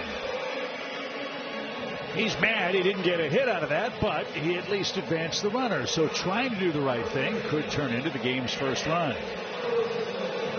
Well, right now, that's what you're looking for, a little ABC baseball. You get them on, you get them over. Now it's time for Burley to get them in. Left on left, as we know, that has been a struggle. But you mentioned it earlier, coming into action today, Burley was 6 for his last 21 against left-handed pitching. That's a lot better than it had been. So Boyd wants to think this over. His offense, which had been flying high in this series, has only 1 hit tonight. Burley, a little pop into shallow right. That's going to drop. Walker had to hold. Good job by Suzuki and right to deke him just in case, but Burleson jumps on the first pitch, and now we're in business. 1st and 3rd with 1 out. Well, there's a little left-on-left action right here for Alec Burleson. Chevy pitch track. It was that changeup again. We've told you how much he's gone to it. Only the 3rd time, though, that he's thrown it left-on-left. It went away, went down and got it. Jordan Walker trying to read it. Seiya Suzuki tried to deke him with the glove up in the air as if he were under it. Well, maybe right guy, right time for the Cardinals. Mason Wynn's been really good with runners in scoring position of late. Hits with risp in his last 4 games. And driven foul to the right side. Good idea. 0-1. Since June 18th, Mason Wynn is 14 for his last 30 with a runner at second base or third base. Well, let's go. Keep that going. And a lot of that has been up the middle. A lot of that has been the other way. Well, they give him tons of room between first and second. And Boyd turned that baby over and hung a changeup, but Mason couldn't adjust. It's 0-2.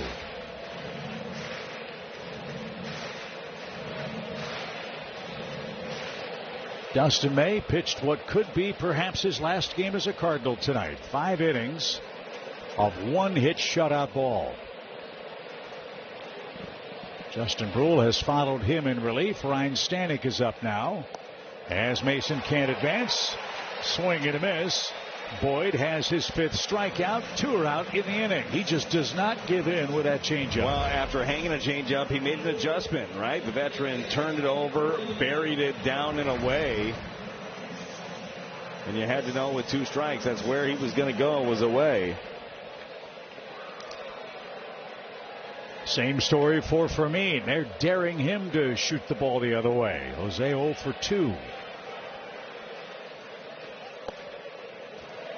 And I've said it before, it's tempting to think, well, just move up against Boyd. The difference with him trying to eliminate that changeups movement, he still throws hard enough to make 93, 94 look a lot firmer than that. Yeah, what you're trying to do is just something that's away from you as a right-handed batter. If you see it down, can you lay off of it? Like, that's going to be the big key, because that changeup, you can hit it well up in the zone. That's when Boyd runs into some troubles, is when that ends up staying elevated in the strike zone. But he's done a really good job of, for the most part, the ones that have been up have been off the plate for him.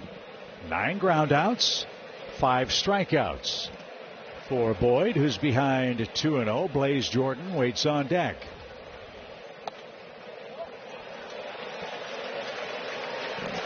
(3-0). How about that difference in velocity? 96 to 68. I believe that 68 was the curveball from Matthew Boyd. Obviously running 96 up there with the 4-seam fastball. And 4 straight loads him up. So Boyd having some control issues in the 5th and again here in the 6th inning. Best chance for the Cardinals. Bases are loaded. Another visit from Tommy Hotovy, the pitching coach. Again, the Cubs talk it over. 3 aboard, 2 out in the St. Louis 6th. Here's a quick word from Jack in the Box. Don't get FOMO. Get my Philly-style bonus Jack combos and new Philly Munchie Meal. Welcome to Jack in the Box.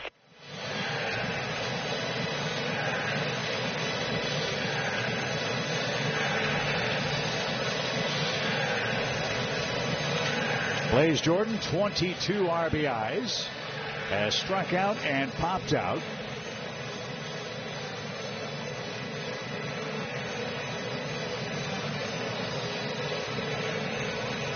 Jordan Walker led off with a single. He's at third base.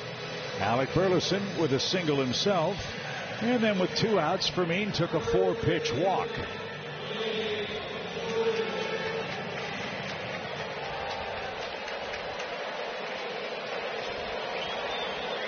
Get a good one to hit, Blaze.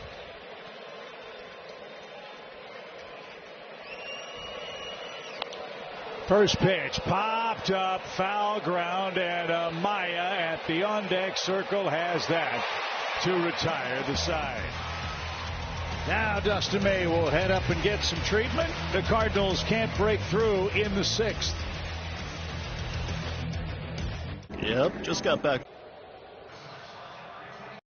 This copyrighted telecast is presented by authority of the St. Louis Cardinals and may not be reproduced or transmitted in any form, and the accounts and descriptions of this game may not be disseminated without the express written consent of the St. Louis Cardinals. Beautiful night in St. Louis. Much more comfortable evening and a well-pitched ball game. No score after 6 innings, just 5 combined hits. As Ryan Stanek throws his first pitch, Alex Bregman rolls out to short. 1 pitch, 1 down. Stanek, the 3rd pitcher of the night, the 2nd to answer a Chevy call to the bullpen. That's how you come into a game, especially getting that guy out on 1 pitch. That's been a tough affair. It's been quite the series for Bregman. 8 hits, but a 1-pitch, a sinker gets the out. And Happ will greet Stanek next. I think Ryan's another guy that might be of interest to contending clubs. Throws hard, lots of bullpen experience. Everybody this time of year needs relief pitching. So we'll see if Ryan Stanek is with us after the deadline. Another guy that's been an excellent fit. Yeah. Born in St. Louis, always dreamed of pitching for the Cardinals, and after a rocky start, I think has had a really nice run over the last 7-8 weeks. Yeah, I think so too, and I think he's been a really good influence and mentor for a very young bullpen overall, right? You got a lot of arms that are trying to figure out a routine, trying to figure out how to deal with the highs and lows of being out there. It's not the easiest thing in the world, pitching in the bullpen. Got to figure out how to go about it, how to go about your day-to-day, and having a veteran out there really helps. How hard is it being a reliever this time of year with all the trade possibilities, the inconsistency of work you might get, not knowing if you have a bad day that can change your fate, or if you have a really good day that could change it for the better? Yeah, and that's kind of what we were talking about earlier, is the idea of, like, once you're out here, this is the sanctuary. This is where you don't have to think about things like that, right? So you really can't worry about, okay, well, that was one bad deal, nobody's going to want me now. Like somebody's going to know what you are. But is that real? I mean, human nature being what it is. Yeah, you're not thinking about any of that stuff when you're out there on the mound. Now maybe after the fact or something like that, but it's one that really in the moment when you're sitting out there in the bullpen, when you're getting ready specifically, it's not something that ends up creeping in. I would think it's much harder now than even when you played, certainly 30, 40 years ago. All right. With so many media sources and social media and everything that's rumored. You do a Google search on your name this time of year and you're a major league player on a bubble, it's got to be agonizing. Well, I mean, it really is a different world right now. Just take a look at this one. The big split finger. To me, this is when he's at his best, when he's starting this in the zone. Right. When that thing is there are times where it's under the zone and a hitter can give up on it early. That was a great one right there. Another quick out. 8 pitches, 2 outs here for Stanek. But you're right, man, especially like on the road, you be somewhere near the trade deadline nowadays. Somebody's on their phone. Hey, I heard you're going to get traded to what? Like that's hard to dodge. Michael Conforto, the DH. Well, speaking of trades, Jeff Passan's reporting a deal just came down the wire. The Rangers acquired Chase Silseth and Logan O'Hoppe from the Angels. So John Mozeliak in charge in Anaheim is starting their rebuild. Moving and shaking. This is also a time, and this isn't for you, Chip. You already know this. You're a salty vet. This is the time to not fall for fake Twitter or X accounts, because a lot of those will start popping up soon. Don't trust the Google machine. I would just say, just make sure you're reading it carefully. The names, that will happen every once in a while. Well, I got hit by a fake. I think it was a fake Jeff Passan a couple of years ago. Did you? Yeah, when we were doing a radio, doing the radio show. Got me. It was a picture of Jeff Passan. Looked perfect. I think the guy's name was actually like Grobot or something. Got me good. Tyler O'Neill did not get traded. Full count for Conforto. Well, mistakes happen, and that's why you're sitting next to me. 2 outs, scoreless game, 7th inning. Well, the former Angels catcher is very happy to pick up 11 games in the standings. He's going from a last place team to a team in first place, and Skip Schumacher at the helm. So if anything else comes down the line tonight, we will, of course, pass it along to you. Head on down to the ballpark Saturday, August 8th. The Rockies will be here that night. Fans take home an all-over print Cardinals polo. That's courtesy of Bear. Get your tickets and details at cardinals.com/promotions. I actually saw that polo on Polo Asensio yesterday. That's a good-looking shirt right there. Ramirez. That one popped away. 1 ball, no strikes.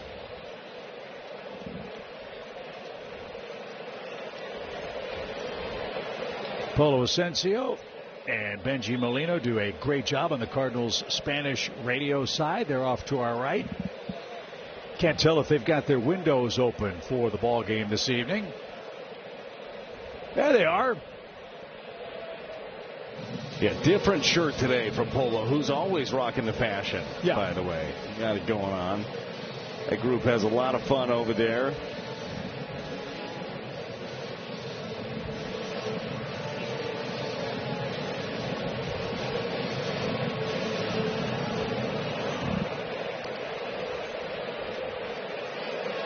Ramirez, a .315 hitter. And 0 for 2 here tonight. Swing and a miss. 1 ball, 1 strike. After the stretch, when it's get some runs time, it'll be Church, Pajes, and J.J. Weatherholt. No chance on that one. Pajes can't find it. It's over by the Cardinals on deck circle. Well, that's a panicky feeling, isn't it? In a scoreless game, you can't handle a ball in the dirt. Everybody in the stadium knows where it is but you with a runner aboard. And this one ends up catching Pedro, I think on the bare hand, does, right on that wrist.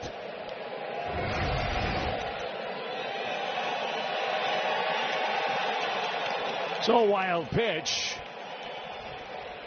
The Cubs have their 3rd base runner in scoring position tonight.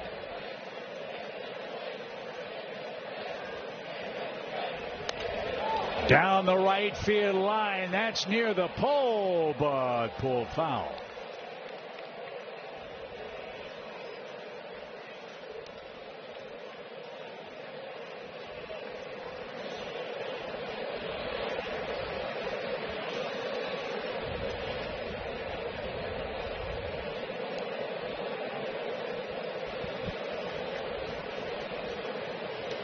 Only 2 chances for the Cubs to hit with a runner in scoring position tonight. They had 30 chances in the first 2 games. And the battle continues. Pitch number 6 coming up for the Cubs' young second baseman. Well, that was 99 upstairs. I think that good split finger again, that one that starts in the zone, that's a good answer right here against Ramirez. Little pop. That's going to creep into the stands. Ramirez trying to extend an 8-game hitting streak. He's got 14 hits in that 8-game run.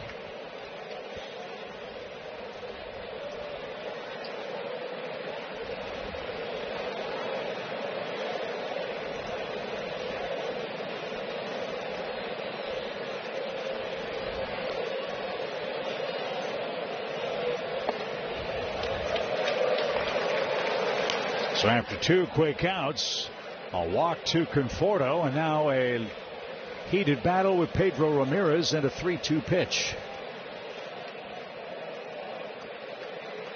Church very shallow in center.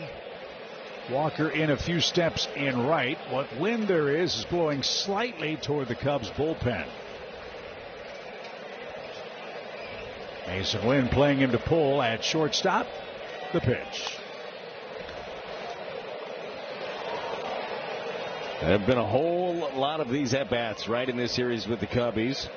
Deep counts, 3 straight full counts here against Stanek.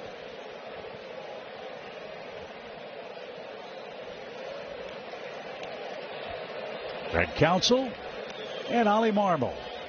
Cardinals trying to get back to 500 with a win tonight.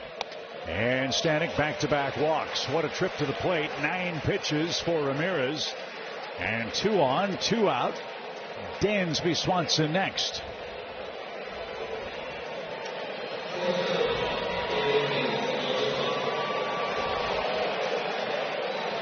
Swanson a 4-game hit streak, but 0 for 2 tonight. He's rolled to the left side twice.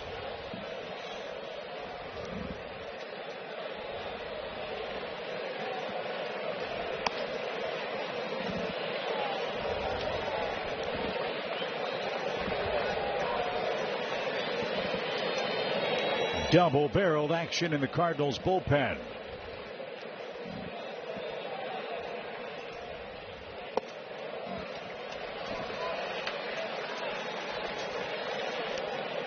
Stanek, we mentioned the early season struggles for him. It was a lot of walks. The last time he walked 2 batters in a game, April 29th. 2 2-out walks here.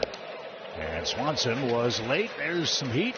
2 balls and a strike. Well, he definitely had to work. Remember, 2 quick outs in this inning. It was 8 pitches to get the first 2 outs. 18 pitches now since.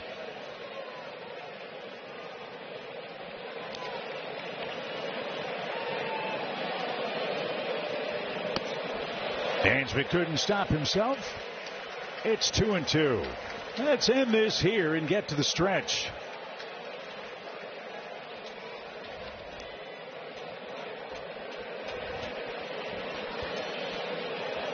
Well, he's thinking through it right now. Both sides. How's he going to attack? Right now, I think that sticking with the gas might be a good idea. Conforto, the lead at second. Swing and a miss. Stanek took care of Swanson. The Cubs get back-to-back walks with 2 outs. Can't cash them in. 7th inning stretch in St. Louis. Let's get some runs in Game 3 against the Cubs. That swordfish won me the. St. Louis Cardinals baseball is presented by Budweiser. This Bud's for you. A very entertaining game. Despite it being a scoreless affair, we head to the bottom of the 7th inning. We're just joining us, Dustin May. 5 innings of 1 hit shutout ball taken out of the game after 70 pitches. Matthew Boyd, making his 12th start, has gone 6 innings scoreless. He scattered 4 hits and left the bases loaded for the Cardinals in our last inning. Nathan Church, Pedro Pajas, and J.J. Weatherholt go to work. First pitch swing, rifled toward the gap right center. And that one's going to be caught on the run by Suzuki. Off the bat, looked like that one was going to be for extra bases, but Suzuki made a fine running catch as we kick off the Honda home run inning. If somebody can pop one here, your Gateway Honda dealers donate $1,000 to the Make-A-Wish Foundation. Well, it feels like one of those games, right? It's going to be that one swing of the bat this late that ends up being the difference. Why not this inning? Pedro rolled out to third his first time up. He's also walked.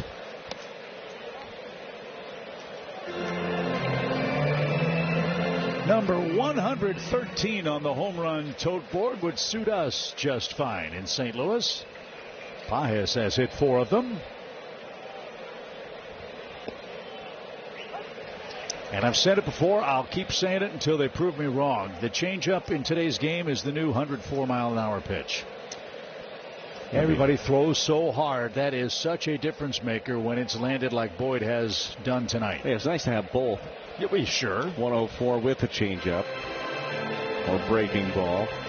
Very Mizorowski-esque.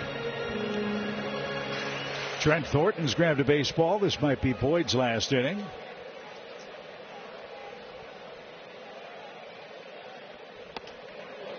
Up and away. 2 balls and a strike. J.J. Weatherholt's next.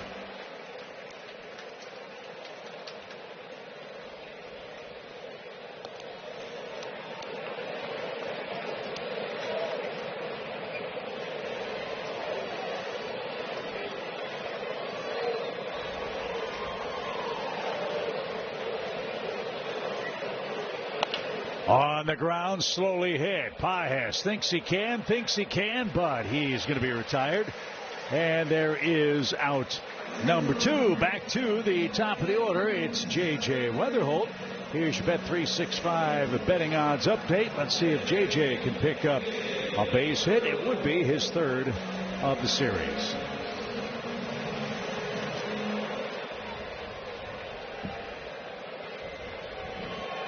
J.J. has rolled to the right side 3 times tonight.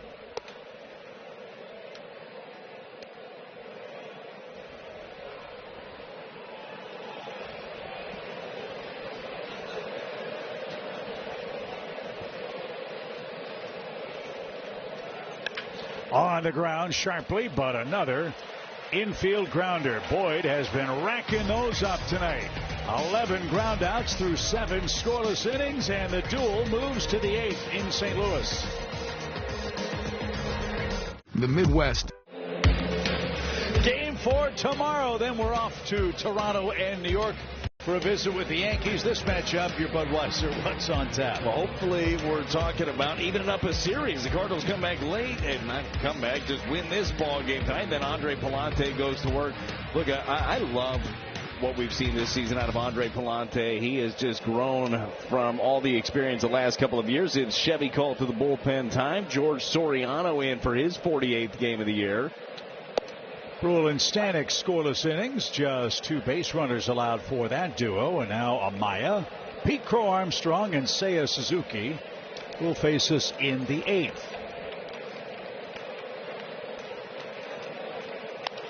Popped him up right side. Burley gives chase near the dugout. Slowing now, and no play. Hey, young fan came away with that souvenir. That youngster from Clayton, Missouri, sitting right behind the Cardinals dugout.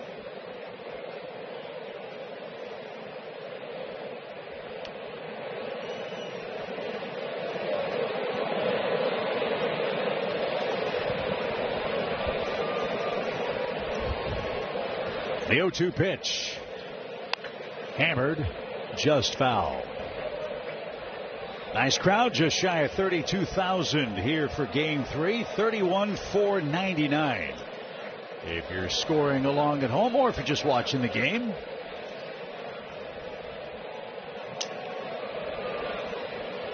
The pitch. 1 ball, 2 strikes. Did you used to keep score at home? I think we've talked about this. I did. Yeah. Every now and then. In pencil, the way you should. Well, you know, time to evolve. I guess it's worked this long for you. Well, base is empty for Amaya, and that's fouled at the plate. We'll try again. Now you do have a good-looking scorecard. It's clean. Yeah, it works for me. I would say it's very neat. It's legible. There's a reason for that. 1 ball, 2 strikes. I got that from my daughter Summerlin, who's also in Las Vegas today, watching the game. She was the artist of the family. Yeah, great drawer, great. I've seen some of her illustrations. Calligrapher. That's how she's turned it into a modeling career. I have no such possibility. As that's cut on and missed. And Amaya will be thrown out at first. 1 man down.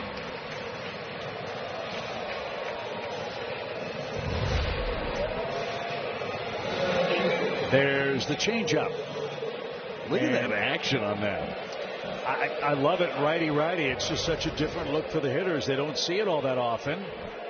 And Amaya swung over the top of it. Cardinals have struck out 6 Cubs. Here's PCA. He's 0 for 3.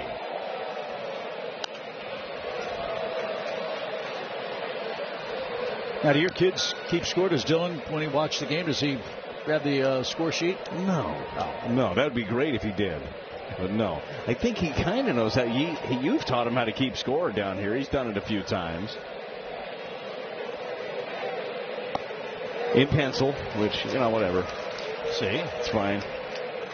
He'll evolve. But, yeah, no, he does not keep score at home. Maybe next year. I keep trying to tell him, I'll hire you. Be a researcher for me. It has not worked yet. A couple times. Yeah. A couple times. He sent me some good stuff. Now, do I fact check it? Yeah. Because he sent me some stuff on a wrong guy one time. I appreciate the effort. Well, like that ain't right at all. That's why you score in pencil. If it's wrong, you just erase it. Well, you can't do that when there's no verbal pencil. Like, sorry, I meant that in pencil. Oh, he didn't write it down for you. Well, no, it was like for me to say. He sent it to me. That's to first. PCA is still hitless in the series. Soriano has the second out. 2 away. Suzuki next. Change up. When you know it's coming and you can't do much with it, that tells you how good the pitch is. Yeah, look, and it's always in the back of your head when you have a guy like Soriano up there that he might try to sneak the heat by. Like, he's got 96, 98 in the tank, and you have to be able to respect that. That makes that changeup even better. I think I asked you this before, but in case some in our audience didn't hear your answer, did you ever tinker with a changeup? Yeah, so I had a changeup, and I used it more when I was starting than I did out of the pen. Really, out of the pen, I kind of just acted like I had one, but it was more of a show pitch than anything. Okay. But the changeup, it took me a long time to get to a grip that I felt comfortable with, and I tinkered with a lot of different grips, ultimately landing on a circle change. But I threw mine, and it's really... I wish I'd have gotten to the point where I felt more comfortable with it with a 2-seam grip, because I threw predominantly 2-seamers anyhow, but I threw that 4-seam change with the circle, and it got comfortable, and it was a decent enough offering, but never got to the point where I felt super comfortable with it in a big spot. 2-1 count for Suzuki. There's the slider. So what you're saying, it was, I don't want to say show pitch, but it wasn't a pitch you were going to use as an out pitch all that often. No, I mean, it was something that I needed, especially against the lefties. Yeah. I didn't throw it right on right very often, but I needed something slower that was going away from those guys. What I really wish I had, too, was the ability to stick the 4-seam up and in. It was something that I just didn't throw very often. When I was a sinker baller at the bottom of the zone, sometimes for me, up ended up thigh high because my sights were set so low down. But that is something that I truly wish I had, was some of the tech and information that is there now. Now, we all know that it's a level playing field for everybody, so everybody would have been having these things.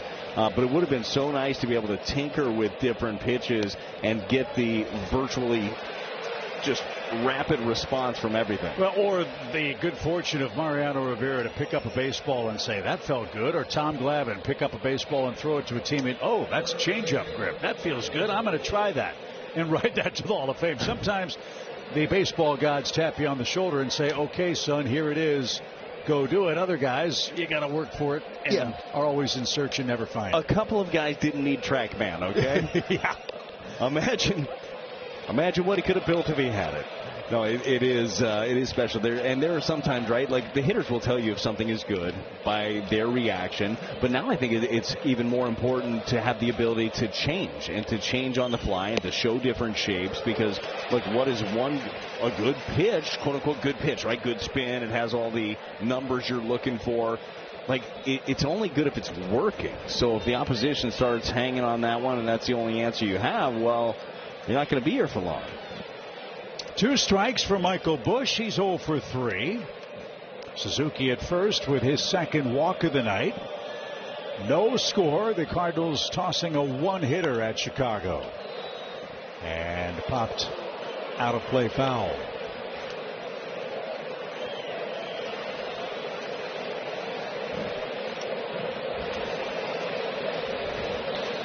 Big boys are coming up in the 8th. Walker, Herrera, and Burleson. Jacob Webb is now getting loose.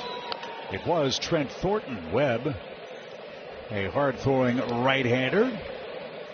3 of the next 4 Cardinals batters hit from the starboard side.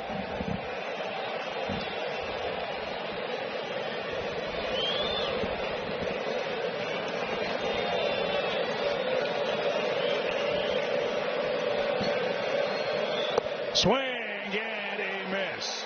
Soriano, what a find this kid has been, and what a job the Cardinals staff has done to sharpen his tremendous talents. Heart of the order coming up for the Cardinals. We're still scoreless.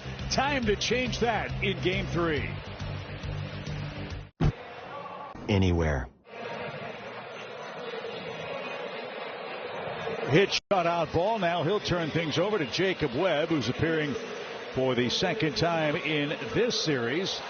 13 straight games without allowing a run for Chicago. Time to change that right now against your Chevy call to the bullpen. How about being ready early? Anything in the zone up? Can expect them ready to let it fly. I like that take right there. As soon as he saw that away. No jumpiness, no antsiness there. Jordan Broke 0 for 14 with a single his last time up. And that went over the outside corner. Jordan's last homer, July 9th, if you're thinking about that. That, of course, before the home run derby, but July 9th, 16 games plus ago. Another strike. 47th outing for Webb. That's more than any other Cubs pitcher.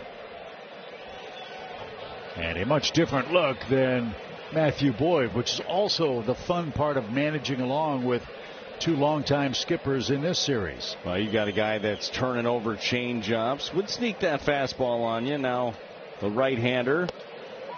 And strike 3. Jordan Walker is out number 1. That was impressive. Just painted, right? 95 away in that at-bat. It was apparent early and obviously late as he watches strike 3 on the corner, but he was giving him away early, and then I think he was looking for that slider 0-2.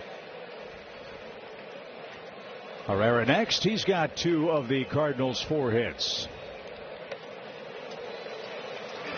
Riley O'Brien is up and throwing. Haven't seen Riley because Cardinals haven't had many leads late. So you'd love to see a run here and bring him on for the 9th. Yeah, close that bad boy out. O'Brien last pitched 7 days ago. That was against the Angels in L.A.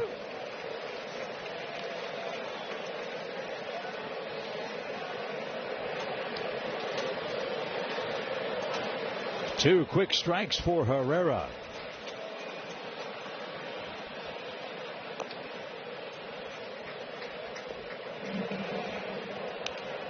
You always wonder if a batter can hear the catcher moving as he delivers the signal. Amaya immediately moved way out to the middle of the left-hand batter's box. Wanted that pitch away, got it there. Now stays square to the dish, and Herrera swings through that. 95 miles an hour for out number 2. So it's up to Burleson. Alec a single in the 6th inning. His last homer July 8th. But of all the top 4 hitters for the Cardinals, it's Burleson that's had the best month, both in average and slug. Now, Burley's got 19 hits since the All-Star break. That's tied for 3rd most in the National League.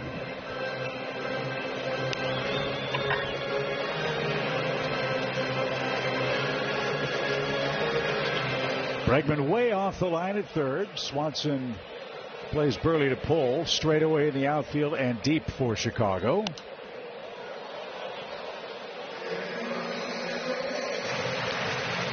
One ball, 1 strike.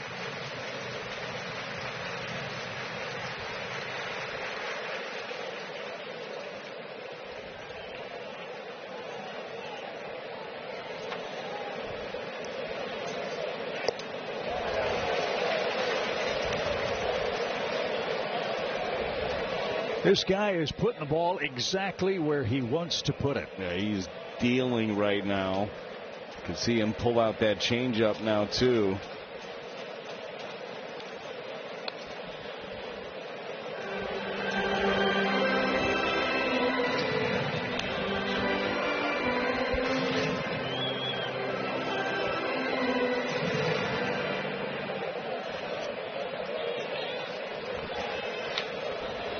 Webb trying to strike out the side in the 8th. And he just did. There was the changeup. That was impressive. 3 up, 3 down. We head to inning number 9.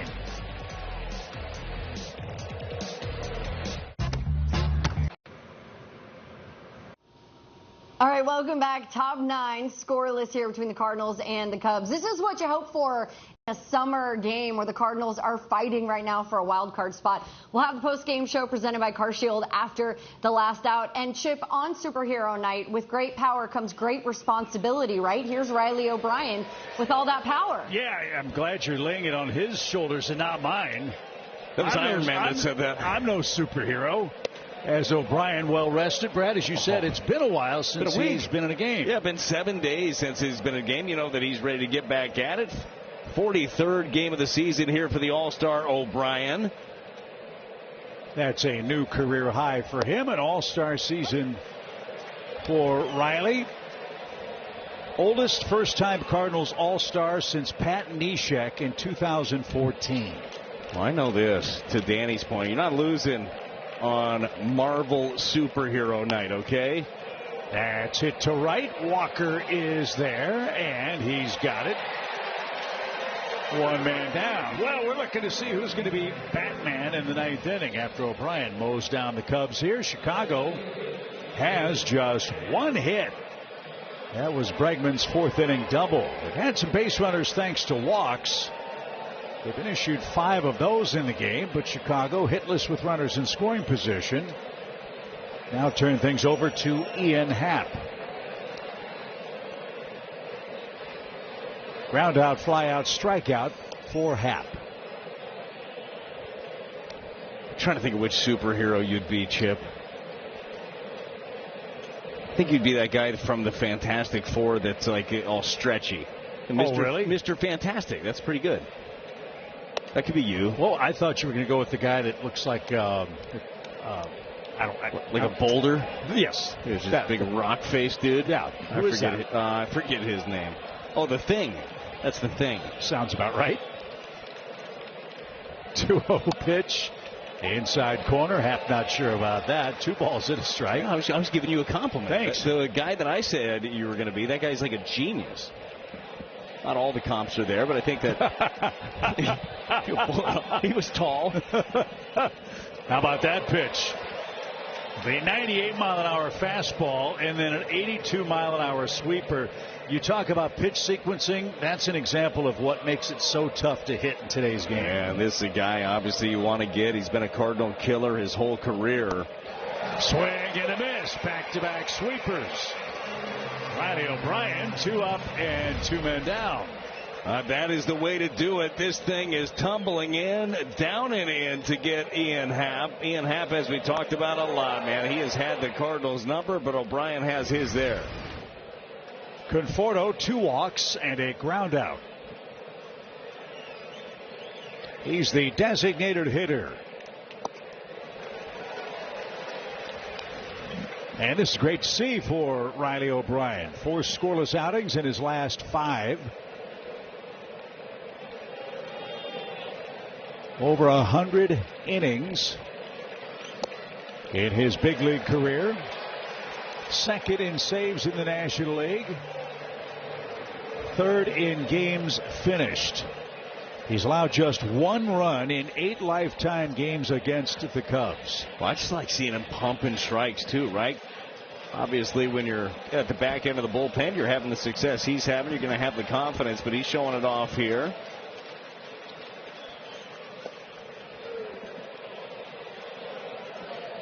One ball, 2 strikes. Dustin May started. Brule, Stanek, Soriano, now O'Brien have pitched out of the bullpen. The Cubs have left 6 on base. St. Louis is stranded 7. And the old back foot slider, no swing, and Conforto might call out a tow truck as he makes his way to first base. 2 out, 2 strike, hit by pitch. Well, this is the one you're really trying to tie him up. You're trying to go back foot with the breaking ball, not trying to do so literally, but that's exactly what happens. And now Chicago will get Conforto, sore-footed as he may be, out of the game. They'll bring on a pinch runner. And it's Justin Dean. Dean played very impressively in the outfield, and he can fly. So let's see if Craig Counsell throws caution to the wind here with 2 outs. Pedro Ramirez, the batter. You've got Pages behind the plate, one of the best catch-it-and-throw-it catchers in our league. Dean, a good lead, not going. Ball 1.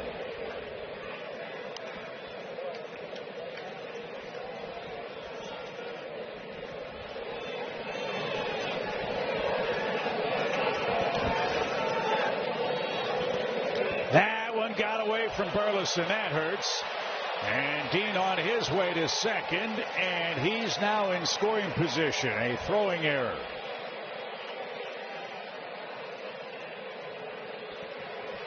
Well, what we talk about today for our key to the game was short memory, right? Right now for Riley O'Brien, that short memory is going to have to come into play. So you hit a batter, try to go back foot, you have the errant pickoff. Now you got a guy in scoring position. Who cares? You got 2 outs right now.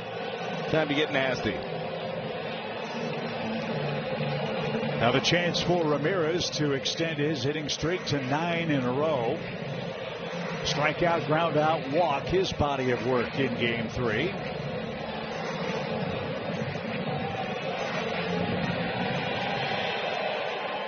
No room for error defensively with the speed of Dean at second. And the Cardinals are going to walk Ramirez. They're going to go after Dansby Swanson here. They want the righty-righty matchup. And playing with how Swanson has swung the bat tonight. 2 ground outs, a strikeout, and 1 for 7 in the series. Well, let's see it, right? You know that the veteran Dansby Swanson's going to take this one personally, but that turbo sinker here of Riley O'Brien's, I think, is a really good offering, that sinker-sweeper mix. Strike 1. Not going to be able to get hurt out there. 96 away on the corner.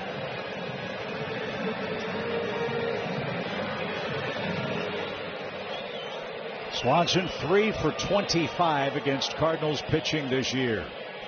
Big spot.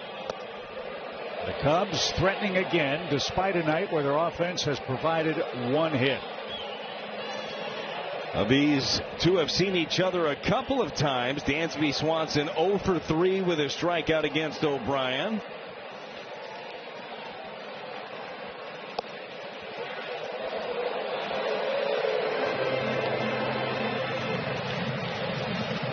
Two balls and a strike.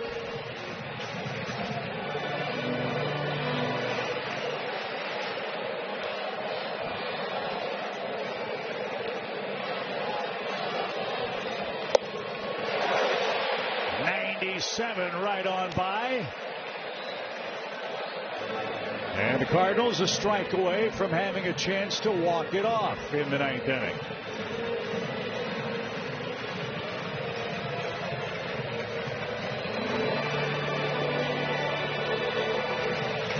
Where do you go to get Swanson? Look, the way that he is swinging right now, I think I'm sticking with the sinker. I'm staying with that. Try to stay away with it. That thing's 99. 2-2. High pop, shallow right. Can anybody get there? Walker is in. He's got it. And the Cardinals head to the bottom of the 9th inning. 1 run, walks it off. We'll see if Wynn, Fermin, and Blaze Jordan can do that.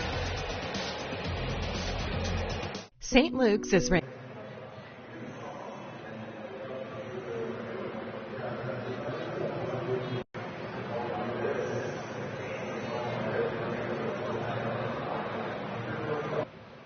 Well, which fan base will have bragging rights after an exciting Game 3 tonight? A lot of Cardinals and Cubs fans here. Don't know how they're speaking here in St. Louis. The Cardinals have allowed the Cubs one hit in the game. They've pitched brilliantly tonight. Now face Caleb Thielbar, the 39-year-old left-hander who was once a teammate of yours. That's how long that Caleb's been throwing. That I played with him in Double-A with the Twins back in what would have been 2012, I think. The New Britain Rockcats. And he's been doing it really well for a long time. Funky still throws hard enough. Couple of different breaking balls. And he's done a nice job. Long-time Minnesota Twins. Second year here as a member of the Cubs. He picked up a win on Friday. He's got 3 of those on the season. More proof that if you're left-handed, you can practically pitch forever in the major leagues. And he's been effective. With a 3-win, 2-loss, 2-save record in 2026. Mason Wynn, Fermin, and Blaze Jordan coming up.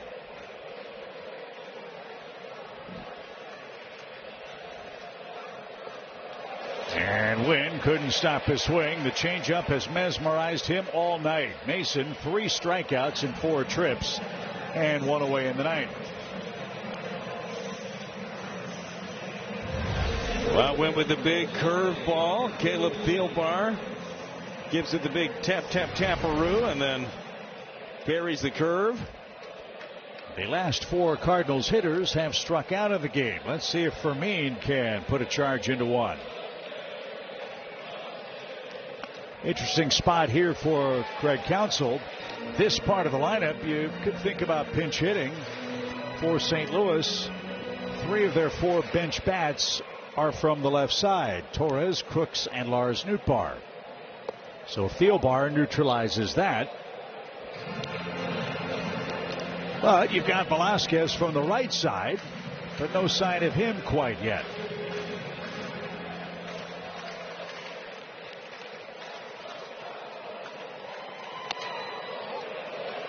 Cardinals have 5 walk-off victories this season. Ricky Doherty, our great stat man, tells us the last one came May 19th against the Pirates. They've all been extra inning games. The Cubs, conversely, have only been walked off twice this year.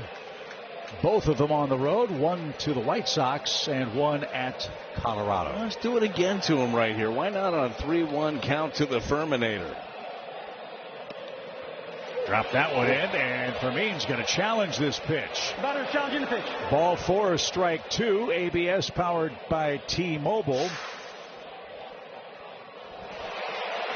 The depth on that curveball, pretty evident. Nobody's picking that one up early. Certainly Fermin did not on that one.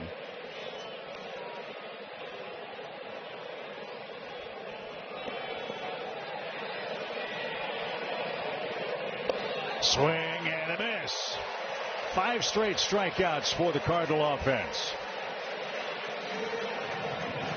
And 10 for the game. It's up to Blaze Jordan.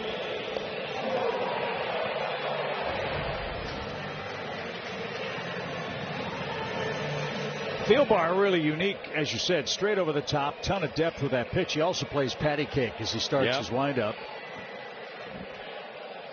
A lot for the hitter to try to pick up. Blaze Jordan has a home run this year. It came on June the 13th. He hides the ball pretty well, too. I know he shows it to you out of the glove, but then turns his back.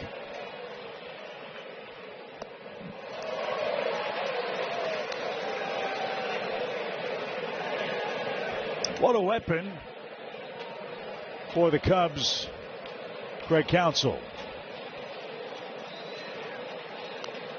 When you have relief pitchers who aren't bothered by the opposing handedness, that is worth its weight in gold.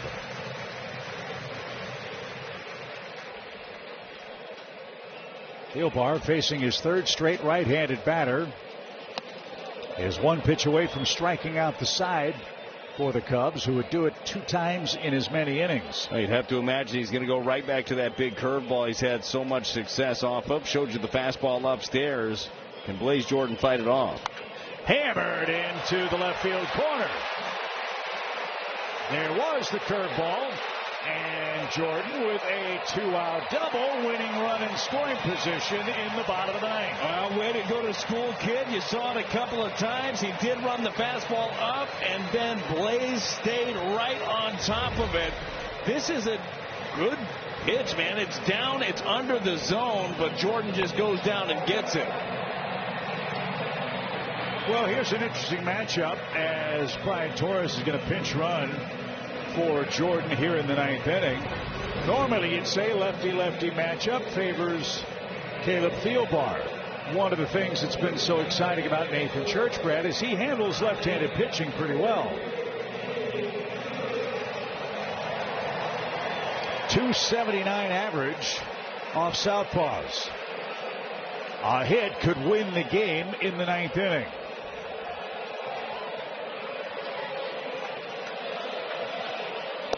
But the same story is true. Get a good pitch to hit. Church tried to bunt in the third inning off Matthew Boyd. Got hit in the helmet with a breaking ball in the fifth and flied to right his last time up. And now he's behind 0-2. Well, battle time now. It's been a couple of sweepers. Good chance that he tries to go even further with this next one.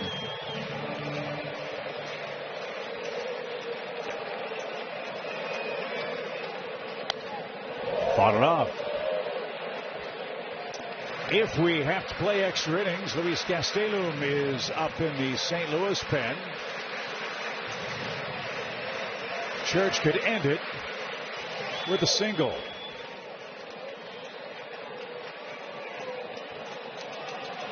Thielbar ready. Little pop towards short, and Dansby Swanson is there.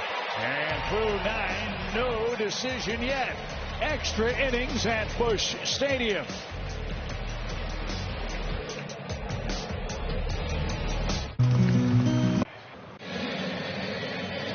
We go to the 10th inning. Another Chevy call to the bullpen. This time it's Luis Gastelum. This will be his 9th big league game. Well, the kid has found himself in a lot of big ball games, right? This one way up there for him. You got yourself a tied ball game in the 10th inning. Do have an automatic runner at second base. That's going to be Dansby Swanson to kick things off here in the 10th inning. 2 other changes for the Cardinals. Brian Torres stays in to play left field. Jose Fermin moves from the outfield to third base. Miguel Amaya 0 for 3. And he's taken down. Nico Horner. First pitch, line to second. Horner almost led off with a first pitch hit. Instead, he's retired. He couldn't believe it. Good fortune for the Cardinals. 1 out. That ball was smoked, and that's all he's been doing lately is barreling baseballs. But right guy, right spot over there at second base with JJ.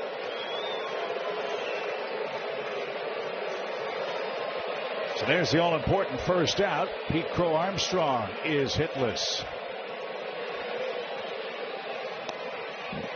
And now Gastelum with a good changeup. That's his out pitch. That's his numero uno. It's how he can set that pitch up for hitters that know it's coming at some point. That will be indicative as to success or not. High in the air. That is real trouble. PCA got a changeup and hit it into the bullpen. He knew it was coming. 2-0 Chicago.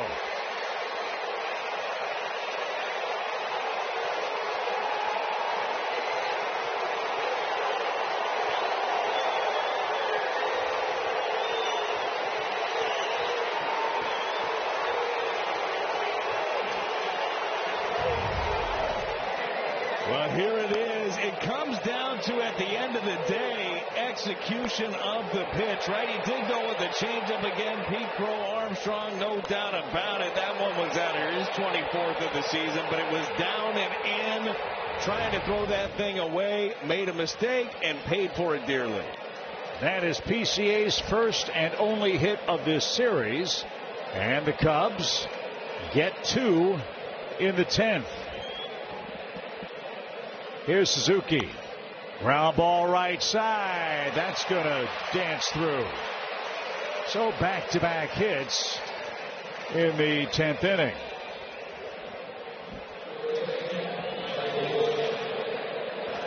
This all part of the learning curve for a big league player.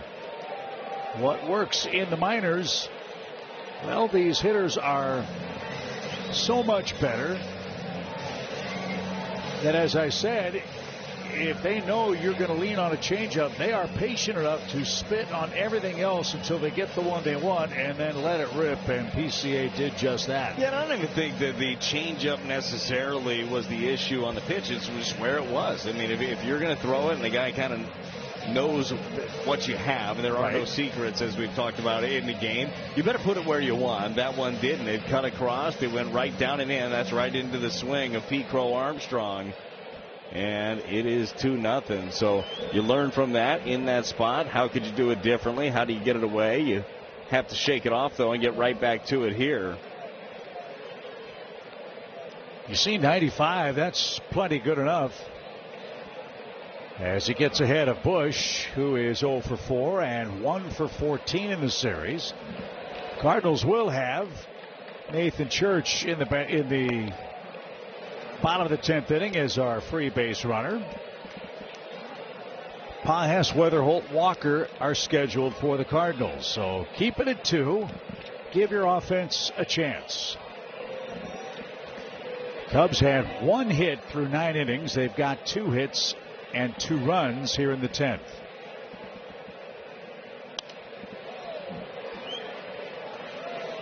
And the term I used with Matthew Boyd, I think, is one that we can follow with Gastelum. And you're exactly right. Location will be critical, but the push and pull game. How do you play fastball changeup? How do you mix in that sweeper to keep these opposing hitters off balance? Changeup, fastball, the last 2 pitches. And there's another one. Yeah, that is something that Boyd did really well, is change the eye levels too, right? Even if you're going to use the fastball simply for effect, oftentimes it just gets you off some of the other pitches. So, like right now, 0-2 might be a good time. Elevate with that 95 up above the zone.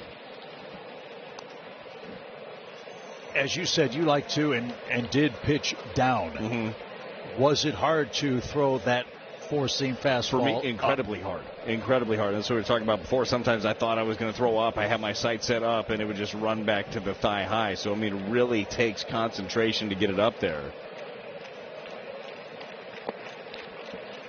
1 ball, 2 strikes. So the Cardinal fans quieted in the 10th on a Pete Crow Armstrong 2-run homer.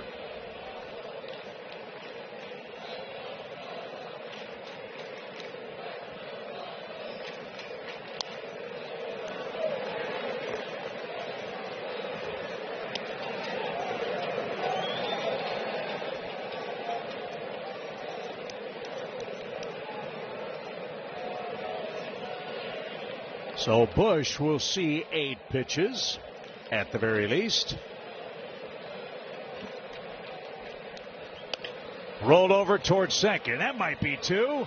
And Mason takes care of that. Double play sends us to the bottom of the 10th inning. Church will be at second. The Cardinals need 2 to tie and 3 to win in Game 3. Suter from the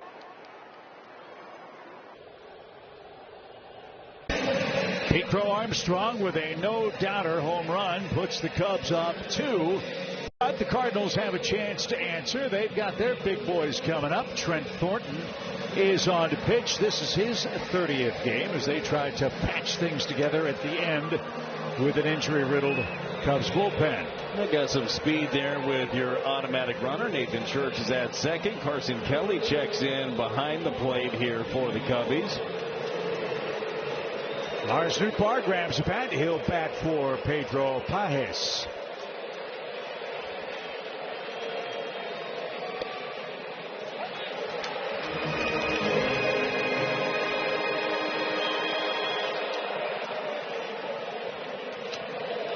Lars Nootbaar Only his third pinch hit appearance of the season. He's 1 for 2.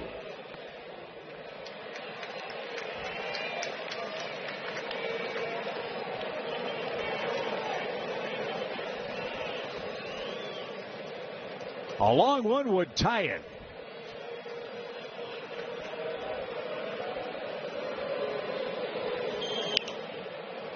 It took a shot and skies that out of play. Boyd, Webb, Thielbar, and now Thornton. For Chicago.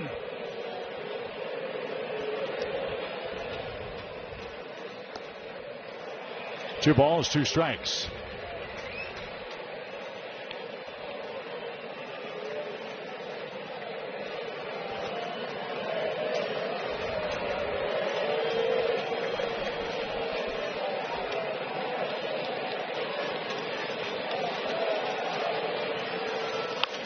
Ground ball. Knocked down at second. Everybody's safe.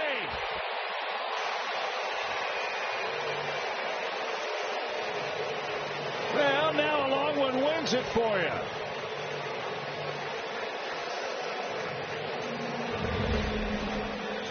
Well, this is a pitch. Missed his location. Top of the zone right there. Newt able to get to it. Wanted it away. Wanted it down. Didn't quite get it there. And something's shaking already. Well, a golden opportunity for St. Louis. First and third. Nobody out. JJ has grounded out 4 times. And takes high. Ball 1. The normally sure-handed Nico Horner got leather on it, but couldn't field it cleanly to give St. Louis a chance.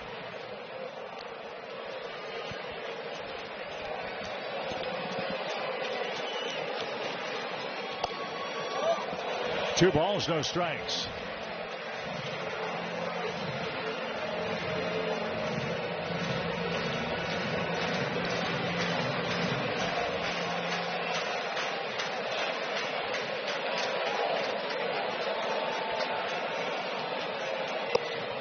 Ball 3.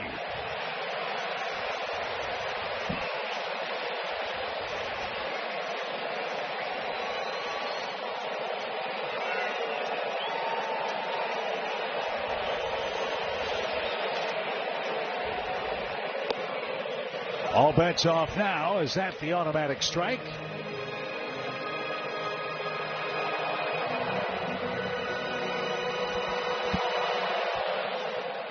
First and third, nobody out. Thornton ready. And fouled off the foot. It's 3-2.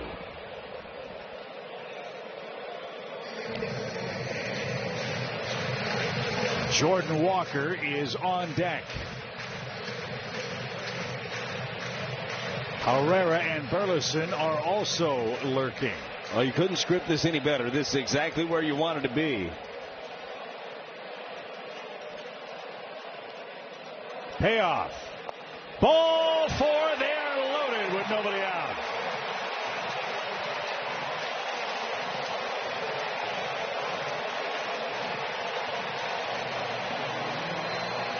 Tommy Honaby on his way out. And the Cubs are without Daniel Palencia. They are trying to patch it together at the end of the game. An infield hit and a long sequence to Weatherholt that earned him ball 4. Has a Cardinal at every base. And Jordan Walker coming up. Well, it is time right now. Busch Stadium is on their feet. Kids are running to the tarps off section. Chip, I'm going to need you to stay. Well, this is what makes this rivalry so fun. 5 minutes ago, the Cubs fans were taking over, going crazy. But in extra innings, you get 2 on. All of a sudden, the home crowd gets into it. Now with the bases loaded, all the Redbirds fans are on their feet, hoping Walker can do his thing. His grand slam came against the Tigers at Comerica Park. We'll take a hit of any kind here with nobody out.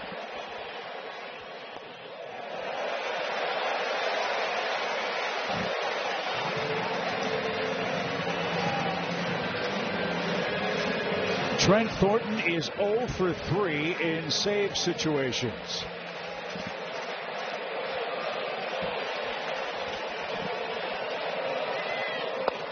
Good patience. Just keep the line moving, boys.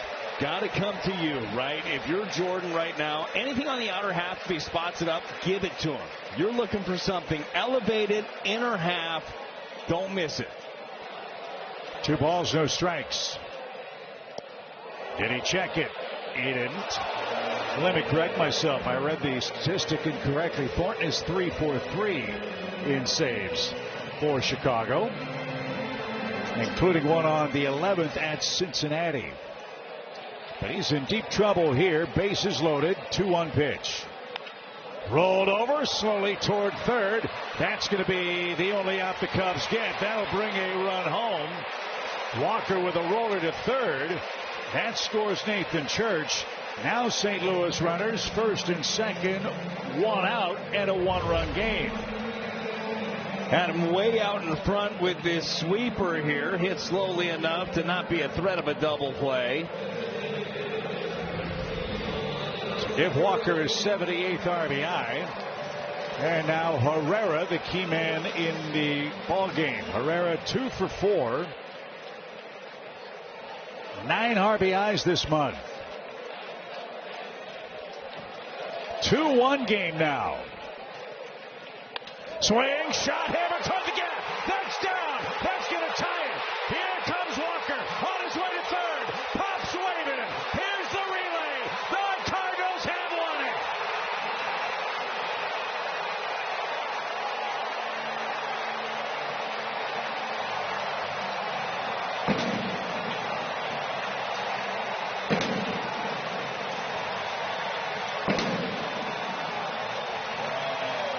They never give up.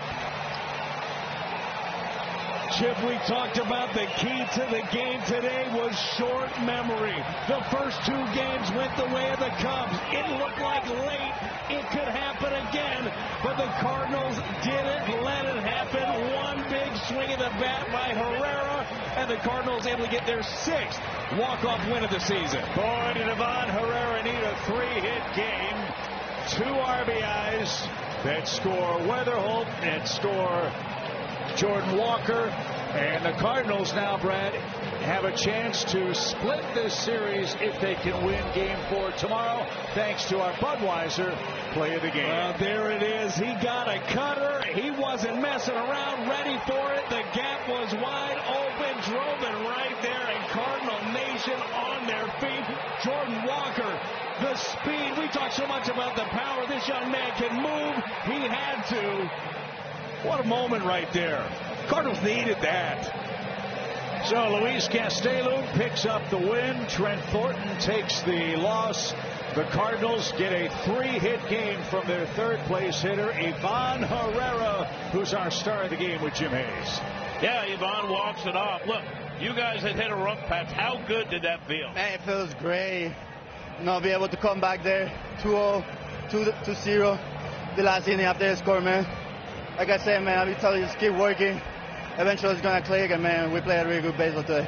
You got a cutter. Take me through that at bat. What are you looking for? Something right down the middle, man. I saw it well. I know he was trying to get ahead after he fell behind, so I was trying to be aggressive in the zone, get the ball in there, so at least I could tie the game, and, I got rewarded with a double right there. You went through a rough patch at the plate, and you told me before the game today you were feeling confident. You made some adjustment. Yeah, I mean, just this game is all about adjustments. It's about how many times you fall down, how many you come back. I mean, this is the first time I struggled in my career. And then, like I said before, it's sad that you struggle, but it's part of the game. It's how much you work to get back. So, this game today just gave me extra confidence. I've been feeling pretty good at the play. Look, the Cubs were thumping baseballs all over this ballpark. How about the pitching tonight? We don't know what's going on with May, but he was brilliant tonight, and so was the bullpen. Yeah, I said we got to give him a good game. The last game, we don't know what's going to happen, but I keep telling him, let's give him a good game. He pitched really good for us. He gave us really strong 5. Bullpen, keep it shut up. And then, we got guys like Soriano came in, Riley, they're nasty. So we got it done today, and it's just awesome for the team. Congrats, thanks. Thank you. All right, that's the walk-off guy. It was a great one, and it gets, Brad, big picture-wise, the Cardinals back to 500. You know the old saying, get to 500 and see where you are around the trade deadline. Well, this team that never says die didn't tonight, and they steal a win from Chicago. Well, Chip, this had a little bit of everything. Let's go win or even up a series tomorrow with Andre Palante on the mound. Enjoy this one. That was special. It's going to be a fun Cardinals TV postgame show. Ricky Horton, Danny Wexman ready to wrap it all up. Brad and I are back with you for the finale on the homestand starting at 12:30 tomorrow. In extras, the Cardinals back at 500, stun the Cubs 3-2